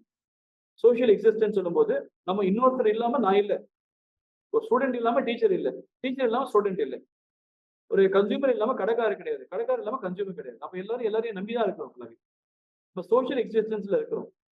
அப்ப கண்டிப்பா எது ரைட்டு எது ராங்கிறது நீங்க என்போஸ் பண்ண ஆரம்பிக்கணும். எது ரைட்டு எது ராங்கிறது நீங்க தான் என்ன பண்ணணும், என்போஸ் பண்ணணும். அப்ப நீங்க ஒரு கோடிஃபைட் நார்ம்ஸ் வச்சிருக்கணும். அப்ப ஸ்டேட் வந்து அந்த கோடிஃபைட் நார்ம்ஸ் வந்து ஃபாலோ பண்ண ஆரம்பிக்கணும் கன்ஃபார்மா. அப்ப நிறைய எக்ஸ்டர்னல் ஆப்ளிகேஷன்ஸ் இருக்கும், அதுக்காக செயல்படக்கூடாது. வெளியே இருந்து ப்ரெஷர் வந்துருச்சு சார், அதனால தான் சார் நான் உங்களுக்கு கைது பண்ணேன் அப்படின்னு கூட தப்பு அது. அப்ப அந்த போலீஸ்மேன் அன்எத்திக்கலா இருக்காருன்னு அர்த்தம். எத்திக்ஸ் என்ற ஒரு செட் ஆஃப் நார்ம்ஸ் நமக்கு நம்மளே கட்டுற அந்த காம்பஸ் கருவி மாதிரி. இப்ப கப்பல் வந்து கடல்ல போகும்போது எந்த திசையில போகுதுன்றது எது காட்டுது, காம்பஸ் தான் காட்டுது. காம்பஸ் பேஸ் பண்ணி தான் நார்த்ல போறோம், நார்த் ஈஸ்ட்ல போறோம், சவுத்ல போறோம், சவுத் ஈஸ்ட்ல போறோம், வெஸ்ட்ல போறோம் அப்படின்னு தெரியுது. அப்ப அதே மாதிரி நம்ம நடந்துற அந்த வழிமுறை தான் இன்டர்னல் காம்பஸ். அப்ப எத்திக்ஸ்ன்றது அந்த காம்பஸ் முள் மாதிரி, அதை நோக்கி நம்ம டிராவல் பண்றோம், அதை நோக்கி நம்ம ஜட்மெண்ட் டிராவல் பண்றோம். எப்படி கப்பல் வந்து கடல்ல காம்பஸை நோக்கி டிராவல் பண்ணதோ டைரக்ஷன் நோக்கி, அதை மாதிரி நம்ம எத்திக்ஸ்ன்ற காம்பஸை நோக்கி நம்ம மூவ் பண்றோம். இந்த லா வந்து யூனிஃபார்ம்லி எல்லாருக்குமே பொருந்துமா, ஒருத்தருக்கு ஒருத்தர் அது மாறினே இருக்கு, ஃப்ரீக்வெண்டா மாறும், they change. எனக்கு எது எத்திக்ஸ் படுதோ இன்னொருத்தருக்கு அது அன்எத்திக்ஸா படுது. ஒருத்தர் பணம் வாங்கிட்டு ஒரு வேலையை செய்யறான், அவன் எத்திக்ஸ் நினைச்சிட்டு இருக்கான். ஒருத்தர் பணமே வாங்காம வேலை செய்ய நினைக்கிறான், அவன் அது எத்திக்ஸ் நினைக்கிறான். அப்ப எத்திக்ஸ் வந்து மாறுது ஒருத்தனுக்கு ஒருத்தன். பணம் வாங்கிட்டு ஒருத்தன் அடிக்க நினைக்கிறான், அவன் எத்திக்கலா இருக்கிறான். பணம் வாங்கிட்டு அடிக்கிறேன், அந்த பாயிண்ட்ல அவர் எத்திக்கலா இருக்காராம். ஒருத்தர் வந்து பப்ளிக்கா நான் எத்திக்கலா இருக்கும்னு நினைக்கிறேன். ஆனா சட்டம் வந்து லீகலி எது லீகலி எது இல்லீகலோ அதுக்கான பனிஷ்மெண்ட் உண்டு. யாரோ சட்டத்தை மீறிட்டாங்கன்னா கண்டிப்பா ஸ்ட்ரிக்டா வந்து அவங்களுக்கு பனிஷ்மெண்ட் உண்டு. அதுதான் வந்து மினிமம் ரெட்ரிபியூட்டிவ் ஜஸ்டிஸ் அப்படின்னு சொல்லுவாங்க. நீ வந்து சட்டத்தை மீறிட்ட, அப்ப அதோட பலனை நீ அனுபவிச்சு தான் ஆகணும். ரெட்ரிபியூட்டிவ் ஜஸ்டிஸ்னா அதோட பலனை நீ அனுபவிச்சு தான் ஆகணும். Because breach of law happen, அப்ப right to punishment is will be always existence இருக்கு கண்டிப்பா. அப்ப எத்திக்ஸ் ஜெனரலி இம்போஸ் பண்ண முடியாது, ஆனா உங்களுக்கே தெரியும் இது எத்திக்ஸ் எல்லாம் பண்றோம், இது எத்திக்கலா பண்ணலாம் சொல்லிட்டு. அதே மாதிரி லா அண்ட் எத்திக்ஸ் வந்து ரெண்டுத்துக்கும் ரிலேஷன்ஷிப் வந்து ரொம்ப காம்ப்ளெக்ஸ். லா கண்டிப்பா நீங்க எத்திக்கலா இருந்தாவே நீங்க நீங்க எத்திக்கலா இருந்தாவே நீங்க லா பிரகாரம் தான் இருக்கிறீங்க அப்படின்னு தான் அர்த்தம். ஆல்மோஸ்ட் ரெண்டுமே கிட்டத்தட்ட ஒண்ணுதான். ஆனா சட்டம் எத்திக்கலா நீங்க தப்பு பண்ணீங்கன்னா தண்டனை கிடையாது, லா பிரகாரம் தப்பு பண்ணீங்கன்னா தண்டனை உண்டு. இதுதான் டிஃபரன்ஸ். அப்ப நிறைய லாஸ் எல்லாமே எத்திக்ஸை பேஸ் பண்ணி தான் அந்த லாவை உருவாக்குறாங்க. எது எத்திக்கலோ சொசைட்டிக்கு அப்பதான் லா அங்க ஃப்ரேம் ஆகுது. அப்ப பிஃபோர் லா, சட்டத்தின் முன் அனைவரும் சமம் சொல்லுவாங்களாமா. Idea that everyone is equal before law. சட்டத்து முன் எல்லாருமே சமம் தான், நம்ம ஈக்குவலா பிறந்திருக்கு, ஈக்குவல் தான். ஏழை பணக்காரெல்லாம் கிடையாது சட்டத்து படி. நீ ஆடிக்கார வந்தாலும் உனக்கும் அதே தண்டனை தான், சாதா நடந்தாலும் உனக்கு அதே தண்டனை. ஏழைக்கும் ஒரே நீதி தான், பணக்காரன் ஒரு நீதி தான். அப்ப லா தான் வந்து சட்டம் தான் வந்து ஒருத்தன் ஷேப் பண்ண ஆரம்பிக்கும். சரிங்களா? அப்ப they been used to counter regressive doctrines. So அப்ப டோட்டலா வந்து இதை மீறி ஏதோ செயல்படுறாங்கன்னா அது ஒரு கவுண்டர் மாதிரி இயங்குது. எத்திக்கலா எவனா இல்லாம இருக்கிறாங்கன்னா, ரெக்ரெசிவ் நேச்சர்ல இருக்கிறனா அதை எதிர்த்து போராடுறதுக்கு இந்த சட்டம் உருவாகுது. எத்திக்கலா இருக்கிற அதை மீறிட்டுன்னா சட்டத்தால செயல்படுத்த முடியும். அது ரெக்ரெசிவ் டாக்டரின். அப்ப எவன் எல்லாம் வந்து எத்திக்கலா இல்லையோ அவனை ஓவர்டேக் பண்றதுனால தான் அந்த லா உருவாக்கப்பட்டிருக்கு. ரெக்ரெசிவ் டாக்டரின் அதை எதிர்த்து லா உருவாக்கப்படுது.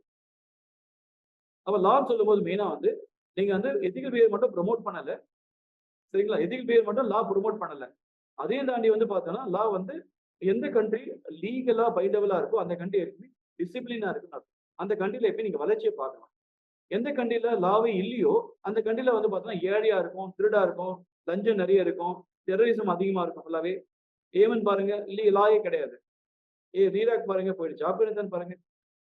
இப்ப எந்த கண்ட்ரில வந்து லா இல்லையோ அந்த கண்ட்ரி வந்து மேல போக முடியாது பெரிய லெவலுக்கு. இப்போ வெஸ்டர்ன் கண்ட்ரீஸ்லாம் ஏன் அந்த அளவுக்கு பெரிய லெவலில் இருக்குன்னா எத்திக்கலா இருக்கணும், லா வந்து மதிக்கிறான் டோட்டல். இப்ப லான்னு சொல்லும் போது அது எக்ஸாஸ்டிவ் கிடையாது, ஒன்னுத்துக்கு ஒண்ணு. லா can be never be so exhaustive. எல்லாத்தையுமே லா வந்து கவர் பண்ணாது. சட்டம் எல்லாத்தையுமே கவர் பண்ணுமானா கவர் பண்ணாது. அப்ப சிலது எத்திக்கலா தான் கவர் பண்ண முடியும். அதனாலதான் எப்பயுமே வந்து சட்டத்துல எப்பயும் ஒரு ஓட்டு இருக்கும், எல்லாத்தையும் கவர் பண்ண முடியாது அதால. ஆனா எத்திக்கலா எல்லாத்தையும் கவர் பண்ண முடியும். இப்ப கண்டிப்பா வந்து அந்த டிஸ்கிரிப்ஷன் அங்க இருக்குது. அப்ப எத்திக்கல் இப்ப எங்கெங்கெல்லாம் அந்த இடத்துல டிஸ்கிரிப்ஷன் இருக்கோ, எங்கெங்கெல்லாம் சட்டத்தால் செயல்பட முடியலையோ, சட்டம் எங்கெங்கெல்லாம் அந்த இடத்துல இல்லையோ அங்கெல்லாம் எது இருக்குன்னா எத்திக்ஸ் இருக்கும். எத்திக்ஸ் நீ கொண்டு வந்த கண் முன்னாடி வந்து ஏதோ தப்பு நடக்குது, அங்க யாருமே இல்லை, நீ தடுக்கலாம். அங்க சட்டம் இல்லை, யாருமே இது சொல்லல, எத்திக்கலா நீங்க போய் தடுக்கலாம். அப்போ லா எங்கெங்கெல்லாம் இல்லையோ எக்ஸாம்பிள் சொல்றேன், அங்கெல்லாம் எத்திக்ஸா நீங்க செயல்பட முடியும். இப்ப நிறைய இடத்துல லாவே இல்லாம போயிடுது. எங்கெங்கெல்லாம் வந்து ஸ்ட்ரிக்ட் லாஸ் இல்லையோ, எங்கெல்லாம் ஸ்க்ரூட்டினி பண்ண முடியலையோ, சின்ன சின்ன கரப்ஷன் நடக்குது நிறைய இடத்துல. அதெல்லாம் வந்து லா போட முடியாது. கைவிட்டு வாங்கிக்கிறான், லஞ்சம் வாங்கிக்கிறான், வெளியே தெரியாம. சைலண்டா நடக்குது. கரெக்டா கண்டுபிடிக்க முடியாது அங்கெல்லாம். அதே மாதிரி சில இடத்துல வந்து பார்த்தோம்னா அன்எத்திக்கல் ப்ராக்டிசஸ் இன்னும் இருக்குது. வயலன்ஸ் அகைன்ஸ்ட் விமன் இன்னும் இருக்குது. செக்ஷுவல் டார்ச்சர் இன்னும் இருக்கு ஃபுல்லாவே கார்பரேட்ல, கம்பெனிஸ்ல, ஃபேக்டரிஸ்ல, எல்லா இடத்துலயுமே எல்லா இடத்துலயுமே இருக்கு ஃபுல்லாவே ஆர்கனைசேஷன்ஸ்ல.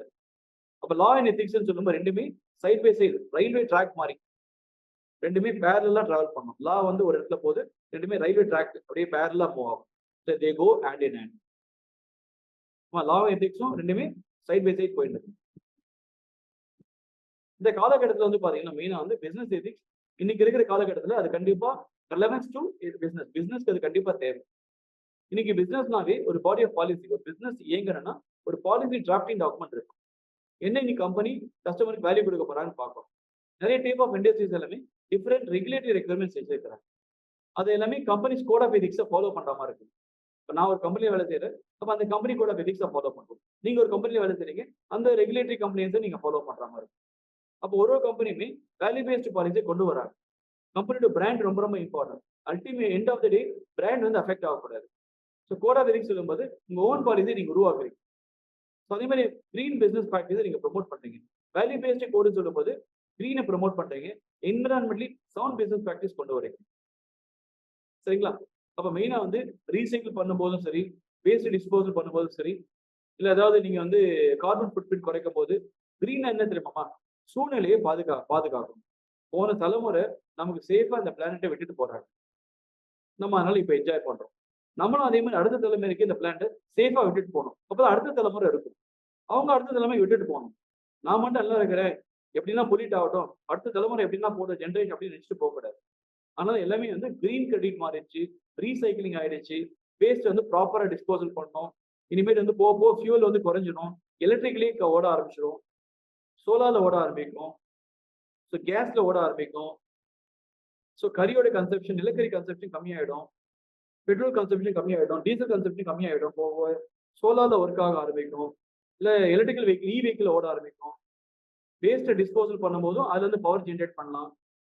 கார்பன் எந்த அளவுக்கு நீங்க அவுட்புட்டை குறைக்கிறீங்களோ, கார்பன் அவுட்புட் அந்த அளவுக்கு கிரீன் கிரெடிட் கிடைக்கும். கிரீன் கிரெடிட் டாக்ஸ் கன்சப்ஷன் கிடைச்சிடும். ஒரு கிளீனிங் கம்பெனி இருக்கிறாங்கன்னா கண்டிப்பா ஒரு என்விரான்மெண்ட் ஸ்டாண்டர்ட்ஸ் அவங்க ஃபாலோ பண்ணணும். மக்களுக்கு சேஃப்டியை கொடுக்கணும். அதாவது people, pet, environment, triple P approach சொல்லுவாங்க. People, profit, people, planet, profit. Profit கண்டிப்பா வேணும். பீப்புள் கண்டிப்பா நீங்க பார்க்கணும், பிளானெட்டையும் பார்க்கணும், பூமியும் பார்க்கணும். ப்ராஃபிட்டும் வேணும், மக்களையும் பார்க்கணும், இந்த பிளானெட்டையும் பார்க்கணும். அதுதான் ட்ரிபிள் பி அப்ரோச் சொல்லுவாங்க. அப்ப கண்டிப்பா நீங்க வந்து சேஃப்டி ஃபார் பீப்புள் கொண்டு வரீங்க. நம்மளை சுத்தி இருக்க ஜீவராசிக்கு, பெட்ஸ்க்கு நீங்க பாதுகாப்பு கொடுக்குறீங்க. நம்ம சுத்தி இருக்க என்விரான்மெண்ட்டுக்கு பொல்யூஷன் இல்லாம நீங்க பாத்துங்க. கிளீனிங் கம்பெனி அதான் மீனிங். என் கம்பெனி லாபம் மட்டும் வந்தா போதும், எல்லா எல்லா கசிவு எடுத்துட்டு போயிட்டு நான் கடலை கலந்துடுறேன், எல்லாத்தையும் எதுவுமே ஆத்துல கலந்துடுறேன், எல்லாத்தையும் எதுவுமே கேஸா கலந்துடுறேன் அப்படின்னா மத்தவங்க பாதிக்கப்படுவோம். அப்படி இருக்கக்கூடாது. கிரீன் பிராக்டிஸை பிராக்டிஸ் பண்ணணும். அப்ப நீங்க என்ன பண்ணணும், அதுக்கு லா வந்து நீங்க ஒபே பண்ணணும். அப்ப எத்திக்கலா இருந்தா தான் அந்த கிரீனரி கொண்டு வர முடியும். எத்திக்ஸ்ல இருந்து லா வந்து பாய ஆரம்பிச்சிடும். அப்ப நீங்க சட்டத்தை வந்து மதிக்க கத்துக்கணும். நம்ம லா வந்து ஒபே பண்ணணும். லா வந்து நீங்க ஒபே பண்ணணும். அப்போ ஃபைனிங் அந்த எம்ப்ளாயிஸ் யார் யாரும் லாவை ப்ரோக் பண்றாங்களோ during the work, after work, company பிராண்டை ஒருத்தர் கெடுக்கிறான், அப்ப அந்த எம்ப்ளாயிஸ் வந்து லாவை பிரேக் பண்ணான்னு அர்த்தம். இப்போ ஃப்ளவர் ஷாப் இருக்குது. ஃப்ளவர் ஷாப் என்ன பண்ணணும்னு கேட்டீங்கன்னா எல்லா டெலிவரி கிளீன் டிரைவிங் ரெக்கார்ட்ஸ் கொடுக்குறாங்க. ஒரு எம்ப்ளாயி வந்து பார்த்தோன்னா டியூ ஆஃப்டர் ஒர்க் வந்து கொடுக்குறாரு. எம்ப்ளாயி வந்து டியூ கொடுக்குறாரு. அவரால் வந்து ஜாபை முடிக்க முடியுது ஃபுல்லாவே. சரிங்களா? அப்போ வந்து நீங்க ஒரு டெலிவரி ஆர்டர்ஸ் எடுக்கிறீங்கன்னா கண்டிப்பா கிளீன் டிரைவிங் ரெக்கார்ட்ஸ் இருக்கு. சார் கரெக்டா டெலிவரி அந்த பாயிண்ட்ல போய் டெலிவரி பண்ணிட்டேன், என் பேர்ல எப்பவுமே சக்சஸ் ரெக்கார்ட்ஸ் இருக்கு, 5 ஸ்டார் இருக்கு என் டெம்ப்ல. அப்ப கொடுத்த வேலையை என்னால் செயல்பட முடியுமா? ரைட். அதே மாதிரி கேரிங் அண்ட் கன்சிடரேஷன் பாலிசிஸ் மெயினா வந்து பார்த்தோம்னா கேரிங் அண்ட் கன்சிடரேஷன் பாலிசி இருக்கு. கன்சியூமர் எல்லாமே பார்த்தோம்னா நீங்க பிசினஸ்ல மணி சம்பாதிக்கணும், குயிக்கா சேல் பண்ணணும் அப்படின்னு நினைக்கிறாங்க சார். அதான் நினைச்சு இனண்டேட்டட்னா டெய்லி வந்து சேல்ஸை நம்பியே இருக்கிறாங்க. இனண்டேட்டட்னா சேல்ஸ் நினைக்கிறாங்க, பிச் பண்ண சொல்றாங்க. சேல்ஸ் வரதுக்காக எதிக்ஸை மறந்துடுறாங்க. இனண்டேட்டட் வித் சேல்ஸ்னா சேல்ஸை நம்பி தான் ஃபுல்லாவே இருக்கிறாங்க. கரெக்ட். சேல்ஸ் தான் வந்து கேஷ் ஃப்ளோ.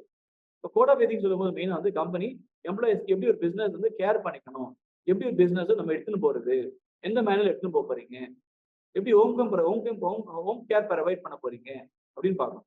எப்படி பேஷண்ட்ஸை ட்ரீட் பண்ணிக்க போறீங்க, எப்படி டெமான்ஸ்ட்ரேட் பண்ண போறீங்க, எப்படி புது கிளைண்ட்ஸ் அட்ராக்ட் பண்ண போறீங்க. அப்போ value based code of ethics ரொம்ப ரொம்ப important. Value based code of ethics ரொம்ப ரொம்ப இம்பார்ட்டன்ட். அப்போ எம்ப்ளாயர் வந்து ஒரு எம்ப்ளாயி ரெக்ரூட் பண்றாங்கன்னா அந்த எம்ப்ளாயி ட்ரெயின் பண்ணணும். அந்த எம்ப்ளாயி ஃபேமிலி நம்ம ஃபேமிலின்னு நினைக்கணும். ஒரு எம்ப்ளாயர் கேர் எடுத்துக்கணும். அதே மாதிரி எம்ப்ளாயரும் நம்ம முதலாளின்னு அவரும் நினைக்கணும். எம்ப்ளாயரும் நம்மளுடைய எம்ப்ளாயி நம்ம ஃபேமிலி அவங்க அப்படின்னு நினைக்கிறாங்கன்னா எம்ப்ளாயி வந்து நம்ம கம்பெனிக்காக வேலை செய்யணும் அவருக்கு ஃபீல் பண்ணணும். அப்பதான் வந்து அந்த இடத்துல வந்து பிசினஸ் அடுத்த லெவலுக்கு போகும். அப்ப அதே மாதிரி கான்ஃபிடென்ஷியாலிட்டி இன் பிரைவேட் பாலிசி. இப்ப நிறைய கம்பெனிஸ் ஏஜென்சி எல்லாமே வந்து பார்த்தா ஹேக்கர்ஸ் வர ஆரம்பிச்சிட்டாங்க. கிளைண்டோட இன்ஃபர்மேஷன் திருடுறாங்க. அது தப்பு. ப்ரொப்ரேட்டரி டேட்டா, அதாவது எது வந்து நம்பக்கு தன்மையான டேட்டாவோ அதை திருடி இன்னொருத்துக்கு வித்துடுறாங்க. ஸோ இப்போ ப்ரொப்ரேட்டரினஸ் அங்கே இல்லாம போயிடுது. அப்போ ஒன்னாவது கோட் ஆஃப் எதிக்ஸ் சொல்லும்போது மெயினா வந்து கான்ஃபிடென்ஷியாலிட்டி நீங்க மெயின்டைன் பண்ணாது. கஸ்டமரோட பர்சனல் பிரைவேட் இன்ஃபர்மேஷன் நீங்க பாதுகாக்கணும். ஒரு பாலிசி ஒன்று உருவாக்கணும். கம்பெனி சீக்ரெட்ஸை கொடுக்கணும். பிரைவேட் பாலிசி சொல்லும்போது கண்டிப்பா நீங்க ஒரு பிசினஸ் ஓனர், நீங்க ரெகுலேட் பண்ண ஆரம்பிக்கணும் ஆஸ் பர் லா. ஸோ பர்சனல் பிரைவேட் இன்ஃபர்மேஷன் நீங்க கலெக்ட் பண்ணணும். எம்ப்ளாயிஸை ட்ரெயின் பண்ணணும். பெஸ்ட் ப்ராக்டிஸ் ஏதோ அதை நீங்க கொண்டு வந்து கொடுக்கணும். அதே மாதிரி நீங்க வந்து எம்ப்ளாயிஸை ட்ரெயின் பண்ணணும். முடிஞ்ச வரைக்கும் இந்த பேட் கேஸ் இருப்பாங்க கம்பெனில, அவங்கள முடிஞ்ச வரைக்கும் அவங்க கையில வந்து நல்ல தகவல் நல்ல ஒரு இன்ஃபர்மேஷன் கிடைக்காம பார்த்துக்கல. சரிங்களா? பெஸ்ட் ப்ராக்டிஸஸ் கொண்டு வரணும். தவறான ப்ராக்டிஸை பேட் கேஸ்ல இருந்து அவங்க செயல்படுத்த விடாம தடுத்துருங்க. அவங்க கையில போய் விழுந்துடக்கூடாது. கெட்டவங்க கையில போய் நல்லது போயிடக்கூடாது. அதை பார்த்துக்கலாம். So try to keep them out always. Bad கேஸை வெளியே வச்சுங்க, குட் கேஸை உள்ள கொண்டு வாங்க, ட்ரைன் பண்ணுங்க, மாடலை சொல்லிக் கொடுங்க, கல்ச்சரை சொல்லிக் கொடுங்க.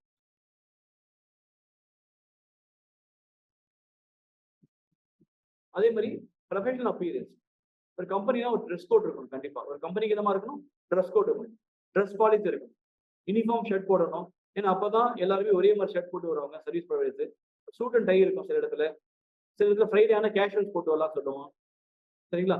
ஃப்ரைடே கேஷுவல் போட்டு வரலாம். ஒரு பிசினஸ் சொல்லும்போது வேல்யூ பேஸ்டு கோட் கொண்டு வரணும். எம்ப்ளாயிஸ் வந்து கிளாத் வந்து கிளீனா வச்சுக்கணும், கிளீனிங் சர்வீஸ் கொண்டு வரணும், ரொம்ப ப்ரொஃபஷனலா இருக்கணும், கம்பெனி ஷர்ட்ஸை வேர் பண்ணணும், கிளீன் அண்ட் ரிங்கிள் ஃப்ரீயா இருக்கணும் ஃபுல்லாவே. கிளீனா இருக்கணும், சொரிலாம் இருக்கக்கூடாது. போடும்போது அழகா போட்டு வரணும். இப்போ அக்கௌண்டன்ட் யாரு? Cost accountant, chartered accountant. கம்பெனியில் நீங்க ப்ரொஃபஷனல் அக்கௌண்டன்ட், உங்களுக்கு வேல்யூஸ் இருக்கு, உங்களுக்கு ஆட்டிடியூட் இருக்கு. ஒரு ப்ரொஃபஷனல் அக்கௌண்டன்ட் சொல்லும்போது அவன் பிசினஸ் ஒரு முக்கியமான ரோல் எடுத்து ரன் பண்றான். ஏன்னா காஸ்ட் அக்கௌண்டன்ட் வந்து ஒரு முக்கியமான பங்கு அவனுக்கு இருக்குது சொசைட்டில. ஏன்னா காஸ்ட் ஆடிட் பண்ணணும், காஸ்ட் ஆடிட் ரிப்போர்ட் கொடுக்கணும். அப்ப கம்பெனியோட கம்ப்ளைண்ட் ஸ்டாண்டர்ட்ஸ் அவன் ஃபாலோ பண்ண வைக்கிறான். அவனு எத்திக்கலா இருக்கணும். பப்ளிக் செக்டர்ல காஸ்ட் அக்கௌண்ட் இருக்கானா கண்டிப்பா அவனுக்கு காஸ்ட் ஆடிட் ரிப்போர்ட் கொடுக்கணும். 35 கோடி மேல மேனுஃபேக்சர் பண்ண கம்பெனிக்கு காஸ்ட் அக்கௌண்டிங் சிஸ்டம் இம்ப்ளிமெண்ட் பண்ணணும். காஸ்ட் ஆடிட் அப்பாயிண்ட் பண்ணணும். இந்த காஸ்ட் அக்கௌண்டிங் சிஸ்டத்தை பார்த்துட்டு காஸ்ட் அக்கௌண்டிங் ஸ்டாண்டர்ட் 24 வெரிஃபை பண்ணிட்டு ரிப்போர்ட் கொடுக்கணும். காஸ்ட் அக்கௌண்டிங் ஸ்டாண்டர்ட் 3ல CRA 3 ஃபார்ம் கொடுக்கணும். கம்பெனி அதே மாதிரி காஸ்ட் ஆடிட் போட்டு ROC அனுப்பணும் CRA 4 ஃபார்ம்ல. அப்ப இந்த கம்ப்ளைண்ட்ஸ் எல்லாமே கம்பெனி ஃபாலோ பண்ணணும். காஸ்ட் அக்கௌண்டிங் சிஸ்டம் இம்ப்ளிமெண்ட் பண்ணணும், காஸ்ட் அக்கௌண்ட் அப்பாயிண்ட் பண்ணணும், காஸ்ட் அக்கௌண்ட் ரிப்போர்ட் கொடுக்கணும். அந்த ரிப்போர்ட்டை கம்பெனி ROC பண்ணணும். இந்த கம்ப்ளைண்ட்ஸ் தான் இருக்குது. அதே மாதிரி நாட் ஃபார் ப்ராஃபிட் ஆர்கனைசேஷனுக்கும் ஒரு அக்கௌண்டன்ட் தேவை, ரெகுலேட்டரிக்கு அக்கௌண்டன்ட் வேணும், ப்ரொஃபஷனல் பாடிஸ்க்கு வேணும், அகாடமிக்கு வேணும். ஸோ அவன் பல நாலேஜை கொண்டு வரான். அக்கௌண்டிங்ல அவன் நாலேஜ் இருக்குது. ஸோ ப்ரொஃபஷனல் அக்கௌண்ட் சொல்லும்போது மெயினா வந்து குவாலிட்டி ஃபினான்ஷியல் ரிப்போர்ட்டிங் நீங்க பார்க்கணும். நம்பர்ஸ் எவ்வளவு இருக்குது, என்னென்ன ப்ரொடியூஸ் பண்ண போறான், சரிங்களா? அதையும் பார்க்கணும். டாக்ஸேஷன்ல அவனுடைய ரோல் என்ன, ஆடிட்டிங்ல அவனோட ரோல் என்ன. ஸோ ப்ரொஃபஷனல் அக்கௌண்ட் சொல்லும்போது இன்னைக்கு பிசினஸ்ல முக்கியமான ரோல் பிளே பண்றான். ஏன்னா சொசைட்டி வந்து ஸ்டேபிளா இருக்கணும், சொசைட்டி ப்ரோக்ரஸா இருக்கணும். அப்ப கண்டிப்பா பிசினஸ் நல்லா இருக்கும். பிசினஸ் நல்லா இருக்குன்னா அக்கௌண்டன்ட் ரோல் ரொம்ப ரொம்ப இம்பார்ட்டன்ட். அவன் வந்து டிரான்ஸ்பரண்டா இருக்கணும், எத்திக்கலா இருக்கணும், மாரலா இருக்கணும், ப்ரொஃபஷனல் ஜட்ஜ்மெண்டோட இருக்கும். பப்ளிக் அண்டர்ஸ்டாண்ட் பண்ணாம அப்ப நீங்க எந்த ஒரு ரோலையும் நீங்க ப்ளே பண்ண முடியாது. பப்ளிக் அண்டர்ஸ்டாண்ட் பண்ணாம உங்க ரோல் ரெஸ்பான்சிபிலிட்டி உங்களுக்கு தெரியாது. உங்க ரோல் ரெஸ்பான்சிபிலிட்டி கண்டிப்பா உங்களுக்கு தெரியாது.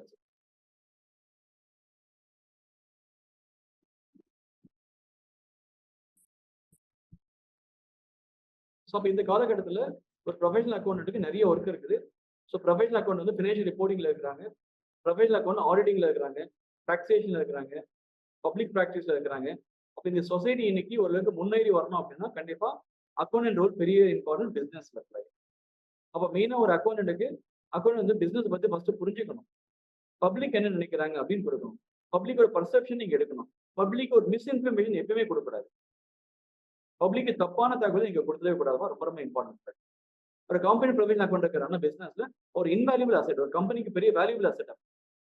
அவன் மைண்ட்ல எல்லாத்தையும் நீங்க கொண்டு வரணும்.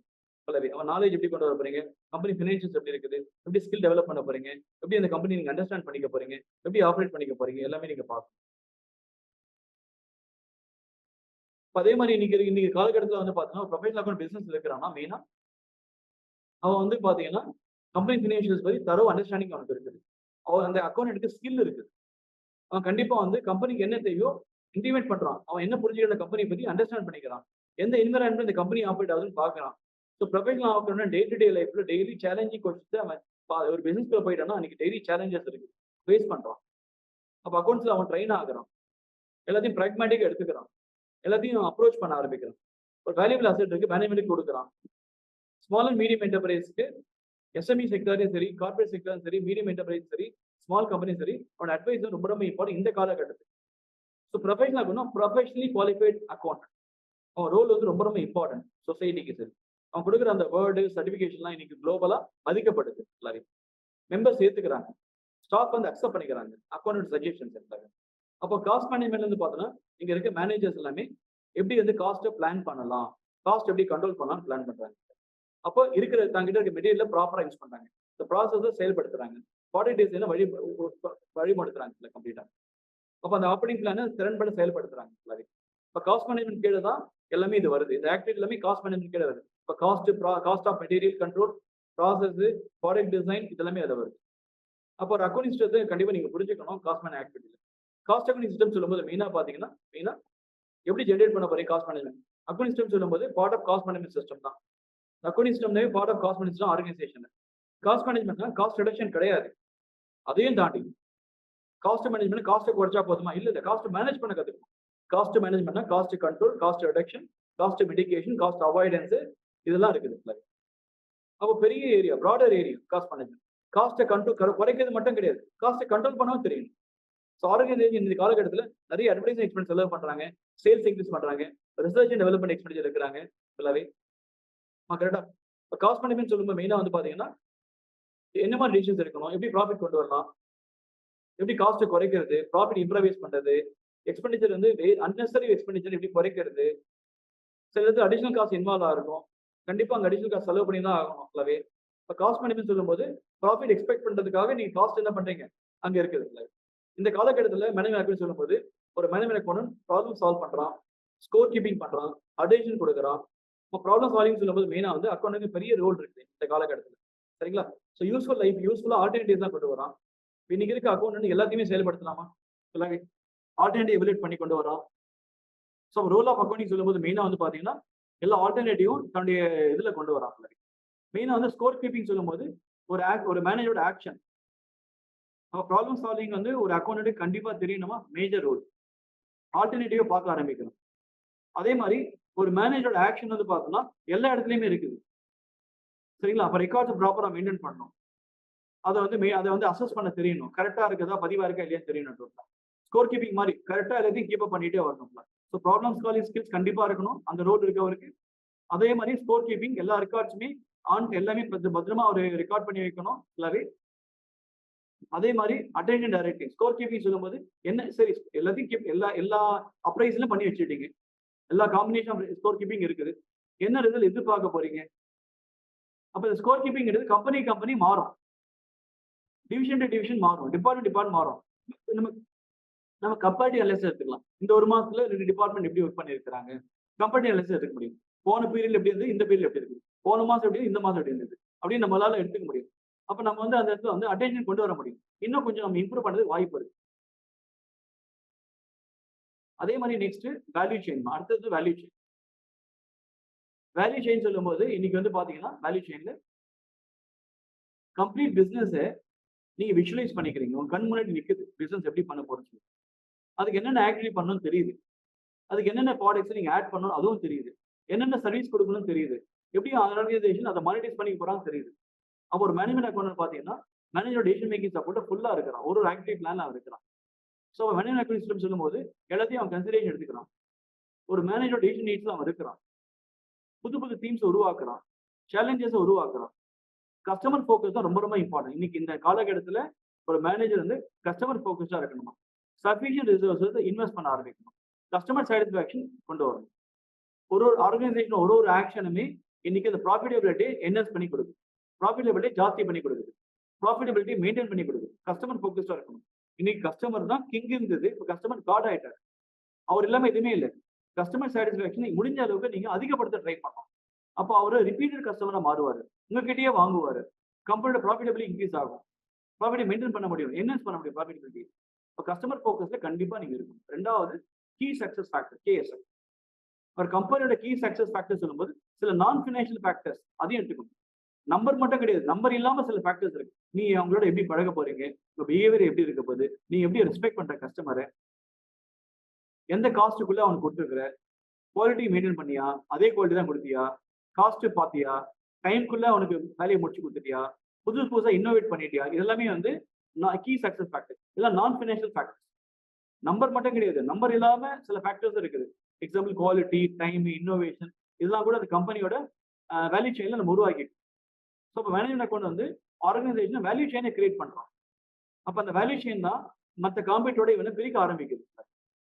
அதே மாதிரி கண்டினியூஸ் இம்ப்ரூவ்மெண்ட், இதுதான் கேஸ் தான் சொல்லுவாங்க ஜப்பானீஸ்ல. ஜப்பானீஸ்ல வந்து நேத்தோட இன்னைக்கு வந்து ஒரு 1% இன்க்ரீஸ் பண்ணுவாங்க பர்ஃபார்மன்ஸ். கேஸ் தான் இம்ப்ரூவ்மெண்ட், கண்டினியூஸ் இம்ப்ரூவ்மெண்ட். டெய்லி உடனே நாளைக்கு மாத்திக்க மாட்டாங்க, கொஞ்சம் கொஞ்சமா மாற்றும். நம்ம முடிவு எடுத்தாச்சு நல்லா செயல்பட போறோம்னு சொல்லிட்டு, அப்ப நேத்தோட இன்னைக்கு ஒரு 5 மினிட்ஸ் எக்ஸ்ட்ரா வேலை செய்யுது, நாளைக்கு அதோட 5 மினிட்ஸ் எக்ஸ்ட்ரா வேலை செய்யுது, ஒரு 5 மினிட்ஸ் எக்ஸ்ட்ரா வேலை செய்யுது. ஸ்லோ அண்ட் ஸ்டெடியா இம்ப்ரூவ்மெண்ட் காட்டிட்டே வரும். தட்ஸ் கால்ட் கேஸ் தான். கண்டினியூஸ் இம்ப்ரூவ்மெண்ட்னா கேஸான் டெக்னிக், ஜப்பானீஸ் வேர்டு கேஸான் இருக்கு. அப்ப இன்னோவேஷன் அப்ப காஸ்டிங்லயும் நீங்க கண்டினியூஸா இம்ப்ரூவ் பண்ணிட்டே இருக்கணும். சார் காஸ்டிங் தான் முடிஞ்சிச்சு சார், இல்ல கண்டினியூஸ் இம்ப்ரூவ்மெண்ட். அங்கேயும் கேஸான் டெக்னிக் அப்ளை பண்ணணும். காஸ்டிங், ஃபினான்ஷியல் ரிப்போர்ட்டிங்ல கேஸான் டெக்னிக், எல்லா இடத்துலயுமே கேஸான் காஸ்ட். வேல்யூ செயின், சப்ளை செயின்ல கண்டிப்பா வேணும். வேல்யூ செயினா ஒரு ஸ்ட்ராட்டஜி ஃப்ரேம் இருக்கு, என்னென்ன காம்படிட்டிவ் அட்வான்டேஜ் இருக்குன்னு பாக்குறீங்க. மைக்கேல் போர்ட்டர் வந்து ஒரு மேனேஜ்மெண்ட் அத்தாரிட்டி, அவர் என்ன சொல்றாருன்னா, ஸோ மேனேஜ்மெண்ட் அக்கௌண்டன்ட் இந்த மைக்கேல் போர்ட்டரோட 5 ஃபோர்ஸ் ஆஃப் லா கண்டிப்பா தெரியணும். ஒரு கம்பெனி மேல வரதுக்கு 5 வழி இருக்கு அப்படின்னு சொல்லியிருக்காரு மைக்கேல் போர்ட்டர். அந்த 5 வழி மேனேஜ்மெண்ட் அக்கௌண்ட்டுக்கும் தெரியணும் கண்டிப்பா. ஸோ மேனேஜ்மெண்ட் அக்கௌண்ட் கண்டிப்பா வந்து அவங்க ஸ்ட்ராட்டஜி பிளானர்ஸ் தான். அக்கௌண்ட் மட்டும் கிடையாது, கம்பெனி வழி எடுத்து கொண்டு போறான், அவன் பிளானர். அவனுக்கு அந்த ஃப்ரேம் ஒர்க் எல்லாமே தெரியுது. அப்போ இன்னைக்கு இந்த காலகட்டத்துல மற்ற ப்ரொஃபஷனல்ஸ் மாதிரி நம்ம அக்கௌண்டன்ஸும் எத்திக்கல் டைலமாஸா ஃபேஸ் பண்றோம். பண்ணலாமா, பண்ணக்கூடாதா, பண்ணா தப்பாயிடுமா, எத்திக்கல் அன்எத்திக்கலா இருக்குமா, அப்படி நம்மளும் டைலமால இருக்கு. அதை நம்ம தான் அதை பார்த்துக்கணும். நமக்கு ஒரு கைட்லைன்ஸை செட் பண்ணிக்கணும், எத்திக்கல் கைட்லைன்ஸ். ஆஸ் அக்கௌண்டன்ட் நம்ம என்ன பண்ணணுமா, கைட்லைன்ஸை செட் பண்ணி கொடுக்கணும். நம்மளும் கான்ஃபிடென்ட்டா இருக்கணும், நம்மளும் கான்ஃபிடென்ஷியலாட்டி இருக்கணும், நம்மளும் இன்டெகிரேட்டிவோட இருக்கணும். அப்படி இப்படிலாம் போகக்கூடாது, ஆப்ஜெக்டிவோட இருக்கணும், குறிக்கோளோட இருக்கணும். அதுதான் நம்மளுடைய கைடன்ஸ் போகுது. அப்ப நமக்கு கைட்லைன்ஸ் சொல்லும்போது கான்ஃபிடென்ட்டா இருக்கணும் ஒரு அக்கௌண்டன்ட். கான்ஃபிடென்ஷியாலிட்டி, உள்ள இருக்க தகவலை வேற யாருக்கும் சொல்லிடக்கூடாது, நம்பகத்தன்மையோட இருக்கணும், இன்ஃபர்மேஷன் வெளியே லீக் ஆகக்கூடாது, இன்டெகிரேட்டிவோட இருக்கணும், ஆப்ஜெக்டிவோட இருக்கணும். அதே மாதிரி காஸ்ட் அக்கௌண்டோட மிஷன் ஸ்டேட்மெண்ட், ஒரு காஸ்ட் அண்ட் மிஷன் ஸ்டேட்மெண்ட். ஒரு காஸ்ட் அக்கௌண்ட் சொல்லும்போது மிஷன் ஸ்டேட்மெண்ட் கண்டிப்பா இருக்குமா. மிஷன் ஸ்டேட்மெண்ட் சொல்லுவோம் மெயினா வந்து பார்த்தோம்னா அவன் டிரைவ் பண்ற மாதிரி இருக்குமா, சரிங்களா. ஒரு cost account mission statement, mission என்ன அர்த்தம், what business are we in, எந்த பிசினஸ் நம்ம பண்ணிட்டு இருக்கோம், அதான் mission. Where we want to go, அதான் விஷன். நம்ம எங்க போக போறோம், விஷன். நம்ம எங்க போக போறோம், எதை நோக்கி எதை நோக்கி போக போறோம்ன்றதான் விஷன். நம்ம என்ன பண்ணிட்டு இருக்கோம், mission. What business are we in, mission. Where we want to go, vision. இப்போ காஸ்ட் மேனேஜ்மெண்ட் சொல்லும்போது எத்திக்கலா அவன் இருக்கணும், எல்லா ஸ்டேக் ஹோல்டர்ஸுக்கும் வேல்யூ கொடுக்கணும், சோஷியல் எக்கனாமிக் கான்டெக்ட் அவன் பார்க்கணும். அப்போ இன்ஸ்டியூட் வந்து அதுக்கு எத்திக்கல் கான்டெக்ட் ப்ராக்டிஷன் தனியாக ப்ரோக்ராம் வச்சிருக்காங்க. ஸோ ப்ரொஃபஷனல் எத்திக்ஸை கண்டிப்பாக நீங்க பார்க்கணும். அப்போ எல்லா டைம்லையுமே நீங்க அந்த தாட் அண்ட் ஆக்ஷன் கொண்டு வரணும். எல்லா டைம்லயும் அந்த தாட் அண்ட் ஆக்ஷன் கொண்டு வரணும். அப்போ இண்டிபெண்டன்ஸ் ஆஃப் தாட் என்னமா அர்த்தம், நான் மத்தவங்க சொல்றது கேட்க மாட்டேன், எனக்குன்னு ப்ரொஃபஷனல் எத்திக்ஸ் இருக்குது, நான் இண்டிபெண்டன்ட் பர்சனாலிட்டி, ஒரு ப்ரொஃபஷனல் அக்கௌண்டன்ட். அப்ப நான் வந்து நீங்க சொல்றது நான் செய்யற மாதிரி, நீங்க சொல்றது என் மேல தாக்கத்தை ஏற்படுத்தாது, நீங்க என்ன இன்ஃப்ளூயன்ஸ் பண்ண முடியாது, என் தாட் அண்ட் ஆக்ஷன் எல்லாமே இண்டிபெண்டா தான் இருக்கும். அதே மாதிரி நான் வந்து ஆஸ் எத்திக்கல் கான்டக்ட் ப்ராக்டிஷனா இருக்கிறதால நான் வந்து காஸ்ட் ஃபினான்ஷியல் ரிப்போர்ட்ஸ்ல எதையுமே நான் வந்து அசஸ்மெண்ட் பண்ணாம என்னுடைய கிளையண்ட்டுக்கு நான் தப்பான தகவல் கொடுக்க மாட்டேன். Without assessing myself first I cannot give any wrong judgement. நான் கொடுக்க மாட்டேன் as a member of the institute. அதே மாதிரி என்னோட ஒப்பீனியன்ல நான் எல்லாமே இண்டிபெண்டா இருப்பேன், ஆப்ஜெக்டிவோட இருப்பேன். என்னோட ஒப்பீனியன் காஸ்ட் ஆடிக் ஒப்பீனியன்ல நான் ஆப்ஜெக்டிவோட இருப்பேன். நான் யாருக்குமே சாதகமாலாம் சொல்ல மாட்டேன், பயாஸ்னஸ் எப்பயுமே எடுக்க மாட்டேன், அன்பயாஸ்டா தான் இருப்பேன். எது கரெக்டோ அதை தான் பண்ணுவேன். உனக்கு நல்லதுன்னு இருக்கா நான் அதெல்லாம் பண்ண மாட்டேன், அன்பயாஸ்டஸ் நான் பண்ண மாட்டேன். அன்பயாஸ்டா இருக்கணும், பயாஸா இருக்கக்கூடாது. அன்பயாஸ்டா இருக்கணும். அதாவது நான் எனக்கு எது நல்லதோ அதை நான் பண்ணுவேன், உங்களுக்காக நான் பண்ண மாட்டேன் அப்படின்னு அன்பயாஸ்ட். உங்களுக்காக நான் பண்றேன்னா பயாஸ்ட். அதே மாதிரி காஸ்ட் ஃபினான்ஷியல் ரிப்போர்ட்ஸ் ரெடி பண்ணும்போது நீங்க உங்க ஒப்பீனியன் கொடுக்குறீங்க ஃபினான்ஷியல் ரிப்போர்ட்ஸ் ஸ்டேட்மெண்ட்ஸ் எல்லா மிடில் ஃபேக்டர் டிஸ்க்ளோஷர் கொடுக்குறீங்க. ஸோ இப்போ காஸ்ட் ஃபினான்ஷியல் ரிப்போர்ட் சொல்லும்போது சில மிஸ்டேக்கிங் ஸ்டேட்மெண்ட்ஸ் இருக்குது. நீங்க சஃபிஷியன்ட் இன்ஃபர்மேஷன் கொண்டு வரணும், ஃபாரன் கொண்டு வரணும். ஃபுல்லாவே எல்லா மிடில் மிஸ்டேட்மெண்ட்ஸை கொண்டு வரீங்க. இங்க டிபார்ச்சர் ஆயிட்டீங்களா, ஜென்ரலி அக்செப்ட் அக்கௌண்டிங் பிரின்சிபிள் இருந்து விலகி வந்துட்டீங்களா, கேப்னு சொல்லுவாங்க. As a financial accountant CA generally accept accounting principle இருந்து விலகி ஏதாவது சொல்லியிருக்கீங்களா, உங்க ஒப்பீனியன் கொடுக்குறீங்க கரெக்ட். இந்த கம்பெனி மெட்டல் மிஸ்டேக் பண்ணியிருக்கிறாங்க அப்படின்னு ஒப்பீனியன் கொடுக்குறீங்க கரெக்ட். இந்த கம்பெனி இந்த ஸ்டாண்டர்ட்ல இருந்து டிபார்ச்சர் ஆயிட்டாங்க அதையும் சொல்றீங்க கரெக்ட். இது எல்லாமே கரெக்ட், இது எல்லாமே கரெக்ட். சிமிலர்லி அதே மாதிரி ஒரு ப்ரொஃபஷனல் அக்கௌண்ட் வந்து பார்த்தோம்னா ஒரு கம்பெனியோட கான்ஃபிடென்ஷியல் இன்ஃபர்மேஷனை as a member of the institute நீங்க யாருக்கும் சொல்லக்கூடாது, டிஸ்க்ளோஷர் கொடுக்கக்கூடாது. லா சொன்ன சொல்லிட்டு for example income tax department notice அனுப்பிச்சிருக்காங்க, அப்ப நீங்க கண்டிப்பா சொல்லணும் அவங்களுக்கு. சரிங்களா? அப்ப நீங்க கண்டிப்பா லா லீகல் ப்ரொசீடிங்ஸ் அண்ட் கம்பெனி மேலே வந்திருக்குது, கம்பெனி மேல ஒரு கோர்ட்ல கேஸ் இருக்குது. சரிங்களா? அப்படின்னா அந்த மாதிரி டைம்ல மட்டும்தான் நீங்க வந்து கான்ஃபிடென்ட் இன்ஃபர்மேஷனை ஷேர் பண்ணிக்கலாம். மற்றபடி நீங்க கான்ஃபிடென்ட் இன்ஃபர்மேஷனை ஸ்டாச்சுரி அத்தாரிட்டிஸ் இல்லாம வேற யாருக்கா அந்த இன்ஃபர்மேஷன் சொன்னீங்கன்னா ப்ரொஃபஷனல் மிஸ்கான்டக்ட்ல வந்து மாட்டிருப்பீங்க. அதாவது நீங்க உங்க உங்க உங்க ப்ரொஃபஷன் பண்ற துரோகம் அது, கம்பெனியோட இன்ஃபர்மேஷன் வெளியாளுக்கு சொல்றது. ஸோ ப்ரொஃபஷனல் மிஸ்கான்டக்ட்ல வந்து மாட்டிப்பீங்க. அப்படி வந்து மாட்டீங்கன்னா உங்க மேல நம்ம இன்ஸ்டியூட் வந்து நடவடிக்கை எடுக்கும். நாளைக்கு மெம்பரே இல்லாம நீங்க ஆயிடுவீங்க, ப்ரொஃபஷனல் மிஸ்கான்டக்ட்ல மாத்திப்பீங்க. அப்ப கான்ஃபிடென்ஷியல் இன்ஃபர்மேஷன்ஸ் ஸ்டாச்சுரி அத்தாரிட்டிஸ்க்கு நீங்க சொல்லலாம். Income tax department, GST department, கம்பெனிலாவோ கேட்கறாங்கன்னா நீங்க ஷேர் பண்ணலாம். மத்த யாருக்குமே தேர்ட் பார்ட்டிக்கு காம்படிட்டர்ஸ்க்கு கம்பெனியோட கான்ஃபிடென்ட் இன்ஃபர்மேஷன் நீங்க சொல்லக்கூடாது. இப்படி சொன்னீங்கன்னா ப்ரொஃபஷனல் மிஸ்கான்டக்ட்ல வந்து மாட்டிக்கிறீங்க. சரிங்களா? ஃபைன். உங்க மேல டிஃபென்ஸ் எதுவுமே பண்ண முடியாது, நீங்க எல்லாமே வந்து இழந்துட்டீங்க. You lose the character of the profession ஃபுல்லாவே. அதே மாதிரி நெக்ஸ்ட் நீங்க அதே மாதிரி உங்க எம்ப்ளாயருக்கு, கிளையண்ட்டுக்கு, பிசினஸ் கனெக்ஷன் இன்ட்ரெஸ்ட் எல்லாமே நீங்க வந்து பாத்தீங்கன்னா கண்டிப்பா நீங்க இன்ஃபர்மேஷன் கொடுக்கணும், அது தப்பு இல்லை. சரிங்களா? உங்க எம்ப்ளாயருக்கு சொல்லுங்க, தப்பு இல்லை, நீங்க சொல்லலாம். as a மெம்பர் நீங்க சொல்லலாம், கண்டிப்பா தப்பு இல்லை. as அக்கௌண்டன்ட் நீங்க எம்ப்ளாயி கிட்ட எல்லாத்தையும் ஷேர் பண்ணிக்கலாம், நத்திங் ராங் இன் இட். அதே மாதிரி நீங்க வந்து பாத்தீங்கன்னா கிளையண்ட்டுக்கோ அதே மாதிரி நீங்க வந்து பாத்தீங்கன்னா உங்க டியூட்டி நீங்க செயல்படுத்தும் போது பாத்தீங்கன்னா நீங்க எப்படி ஹோல்ட் பண்ண போறீங்க, எப்படி ரிசீவ் பண்ண போறீங்க, எப்படி பர்கெயின் பண்ண போறீங்க எல்லாமே பார்க்கணும். சரிங்களா? உங்க கடமையை நீங்க செயல்படுத்துறீங்க. as a member of the institute I have to exercise your duty, correct. அப்ப கிளையண்ட்டுக்கு நீங்க எல்லாமே சொல்லணும், கரெக்ட். அப்ப கிளையண்ட் கிட்ட வந்து நீங்க ஃபீஸ் வாங்குறீங்க, கிளையண்ட்டுக்கு நீங்க உண்மையா இருக்கணும், கரெக்ட். ஆனா எதிக்ஸை மீறி உண்மையா இருக்காது. கிளையண்ட்டுக்கு வந்து ஃபீஸ் வாங்கிட்டீங்க, அந்த கிளையண்ட்டுக்கு நீங்க காஸ்ட் ஆடிட் பண்ணி கொடுக்க போறீங்க, கரெக்ட். கிளையண்ட் சொல்ற மாதிரி கேட்பீங்களா, இல்ல காஸ்ட் அக்கௌண்டிங் ஸ்டாண்டர்ட் சொல்ற மாதிரி கேட்பீங்களா? காஸ்ட் அக்கௌண்டிங் ஸ்டாண்டர்ட் சொல்ற மாதிரி தான் நீங்க கேட்கணும், கிளையண்ட் சொல்ற மாதிரி கேட்கக்கூடாது. இப்போ அப்போலோ டயருக்கு நீங்க காஸ்ட் ஆடிட் பண்ண போறீங்க, அப்போலோ டயர் ஃபீஸ் கொடுக்க போறாங்க, கரெக்ட். இப்போ அப்போலோ டயர் சொல்றது நீங்க கேட்பீங்களா, இல்ல காஸ்ட் அக்கௌண்டிங் ஸ்டாண்டர்ட் சொல்றது கேட்பீங்களா? காஸ்ட் அக்கௌண்டிங் ஸ்டாண்டர்ட் சொல்றதா நீங்க கேட்கணும். ஆனா நீங்க அங்கேயும் எத்திக்கல் ஃபாலோ பண்ணணும். அதே மாதிரி நீங்க எல்லா ரீசனல் ஸ்டெப்ஸ் எடுக்கணும். நீங்க you have to take all the ரீசனல் steps. நீங்க எல்லா ரீசனல் ஸ்டெப்ஸ் எடுக்கணும். எல்லாவே என்ன ஸ்டெப்ஸ் எடுக்கணும்? நீங்க வந்து நீங்க ஒரு கன்சல்டன்டா இருக்கீங்க அப்படின்னா கண்டிப்பா உங்க ஒர்க் என்ன, இந்த ஸ்கோப் தெரியணும் உங்களுக்கு. நான் காஸ்ட் அக்கௌண்டன்ட் ஒரு கன்சல்டன்டா இருக்கிறேன், உங்க ஸ்கோப் என்ன, எதுக்காக உங்களை அப்பாயிண்ட் பண்றாங்க கன்சல்டன்டா, உங்க ஆப்ஜெக்டிவ் என்ன, நீங்க என்ன பண்ண போறீங்க, எப்படி கிளைண்ட் நீங்க எப்படி கிளைண்ட் எப்படி பண்ண போறீங்க, கிளைண்ட்டுக்கு நீங்க எப்படி ஃபர்னிஷ் பண்ண போறீங்க இன்ஃபர்மேஷன் என்ன, எவ்வளவு காஸ்ட் இன்வால்வ் இருக்குது. சரிங்களா? இதெல்லாமே நீங்க செக் பண்றீங்க. அதே மாதிரி உங்களை நீங்க வழி நடத்திக்கணும். You have to conduct yourself. உங்களை நீங்க வழி நடத்தும் போது நீங்க மற்ற மெம்பர்ஸோட எப்படி இருக்க போறீங்க, கார்டேசி இன் குட் ஃபெய்த் இருக்கும். அதாவது நீங்க மெம்பரா இருக்கும்போது மற்றவங்களோட நீங்க நல்ல நம்பிக்கையோட பழக ஆரம்பிக்கும், கார்டேசி இருக்கணும். சரிங்களா? நீங்க நீங்க நீங்க நடந்துக்கிற முறை தான் எல்லாரையும் உங்களை மதிக்க வைக்கும். இப்ப கார்டேசியோட இருக்கணும், குட் ஃபெய்த்தோட இருக்கணும். as a மெம்பரா நீங்க ஃபுல்லாவே ரைட். அதே மாதிரி இன்னொரு மெம்பர் பண்ண ஒர்க் நீங்க தயவு செய்து ரிவ்யூ பண்ணாதீங்க. இன்னொரு காஸ்ட் பண்ண வேலையை நீங்க தயவு செய்து ரிவ்யூ பண்ணாதீங்க. சரிங்களா? ஏன்னா அந்த அவரு காஸ்ட் அக்கௌண்டா இருக்கிறாரு, அந்த ஒர்க்கை நீங்க ரிவ்யூ பண்ணாதீங்க. இல்ல திடீர்னு அவர் இறந்துட்டாரு அப்படின்னா நீங்க அந்த ஒர்க்கை ரிவ்யூ பண்ணலாம். இல்ல ஒரு வேலையை விட்டு ரிசைன் பண்ணிட்டு போயிட்டாரு அப்படின்னா ரிவ்யூ பண்ண முடியும்.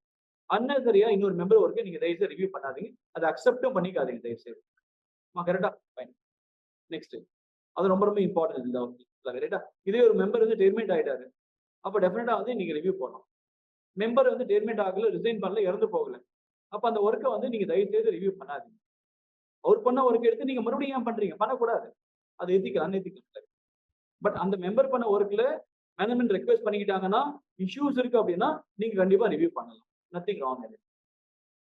சரிங்களா? ஏன்னா அவர் ஒரு ஒப்பீனியன் கொடுத்துட்டாரு. அதை நீங்க திருப்பியும் கிறிஸ்காஸ் பண்ணக்கூடாது. அதே மாதிரி இன்னொரு மெம்பருக்கு வந்து இப்ப ஃபார் எக்ஸாம்பிள் இன்னொரு மெம்பர் இப்ப இப்ப ஃபார் எக்ஸாம்பிள் வந்து நீங்க வந்து மத்தவங்களுக்கு ஏதாவது பணம் கிணம் கொடுத்துட்டு எந்த வேலையும் பண்ணிடாதீங்க தயவுசெய்து. சரிங்களா? ஒரு கமிஷன் கொடுத்தோ இல்ல கமிஷன் வாங்கிட்டோ நீங்க இந்த அந்த மெம்பரோட ஒரு அட்வான்டேஜ் எதுவும் எடுத்துக்காதீங்க. Not to attempt to gain advantage over other member paying are accepting commission. அந்த ஒர்க்கை வாங்குறதுக்காக அங்க இருக்கிற மெம்பருக்கு, அங்க இருக்கிற ஒரு அக்கௌண்டன்ட்க்கு லஞ்சத்தை கொடுத்து அந்த வேலையை நீங்க வாங்கிடாதீங்க. அதான் மீனிங் சொல்ல வராங்க. கமிஷன் கொடுத்தோ இல்ல கமிஷன் அக்செப்ட் பண்ணிட்டோ அந்த ஒர்க்கை நீங்க தயவுசெய்து பண்ணாதீங்க. அது அன்எத்திக்கல். அதே மாதிரி உங்களுடைய professional public reputation as a business member adversely affect ஆகுற மாதிரி எந்த ஒரு ஆக்டிவையும் தவறா பண்ணிடாதீங்க. மெலிஷியஸ்லி பண்ணிடாதீங்க. தவறா பண்ணிடாதீங்க. ஸோ மெலிஷியஸ் ஆக்ட் தயவுசெய்து பண்ணிடாதீங்க. அதாவது தீங்கு விளைவிக்கிற மாதிரி. நீங்க பண்ற செயல் வந்து மத்தவங்க தீங்கு விளைவிக்கும் அப்படின்னு அந்த செயல் தயவுசெய்து எடுத்து பண்ணிடாதீங்க. பப்ளிக்கோட பப்ளிக்ல வந்து ரெப்புடேஷன் குறைஞ்சிடும். ப்ரொஃபஷனல் ரெப்புடேஷன் குறைஞ்சிடும். அந்த மாதிரி செயல் எப்பவுமே ஈடுபடாதீங்க. உங்க பேரை நீங்களே கெடுத்துக்கிற மாதிரி ஆயிடும். எல்லா டைம்லயுமே நீங்க அந்த கான்ஃபிடன்ஸ் ஸ்டாண்டர்டை மெயின்டைன் பண்ணி ஆகணும். கான்ஃபிடன்ஸ் நீங்க எல்லா டைம்லயுமே அந்த கான்ஃபிடன்ஸ் ஸ்டாண்டர்ட் கண்டிப்பா மெயின்டைன் பண்ணி ஆகணும். அதே மாதிரி நீங்க ஒர்க் அண்டர்டேக் பண்றீங்க. நீங்க கான்ஃபிடென்ட்டா பெர்ஃபார்ம் பண்ண போறீங்க. ட்ரைனிங் இருக்கணும், எக்ஸ்பீரியன்ஸ் இருக்கணும், வில் இருக்கணும்.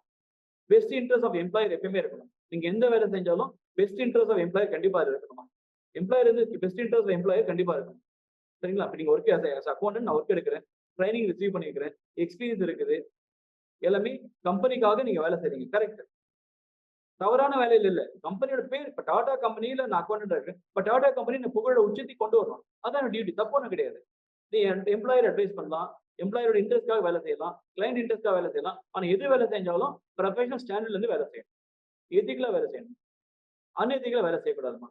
That's a role of specialist they have been appointed.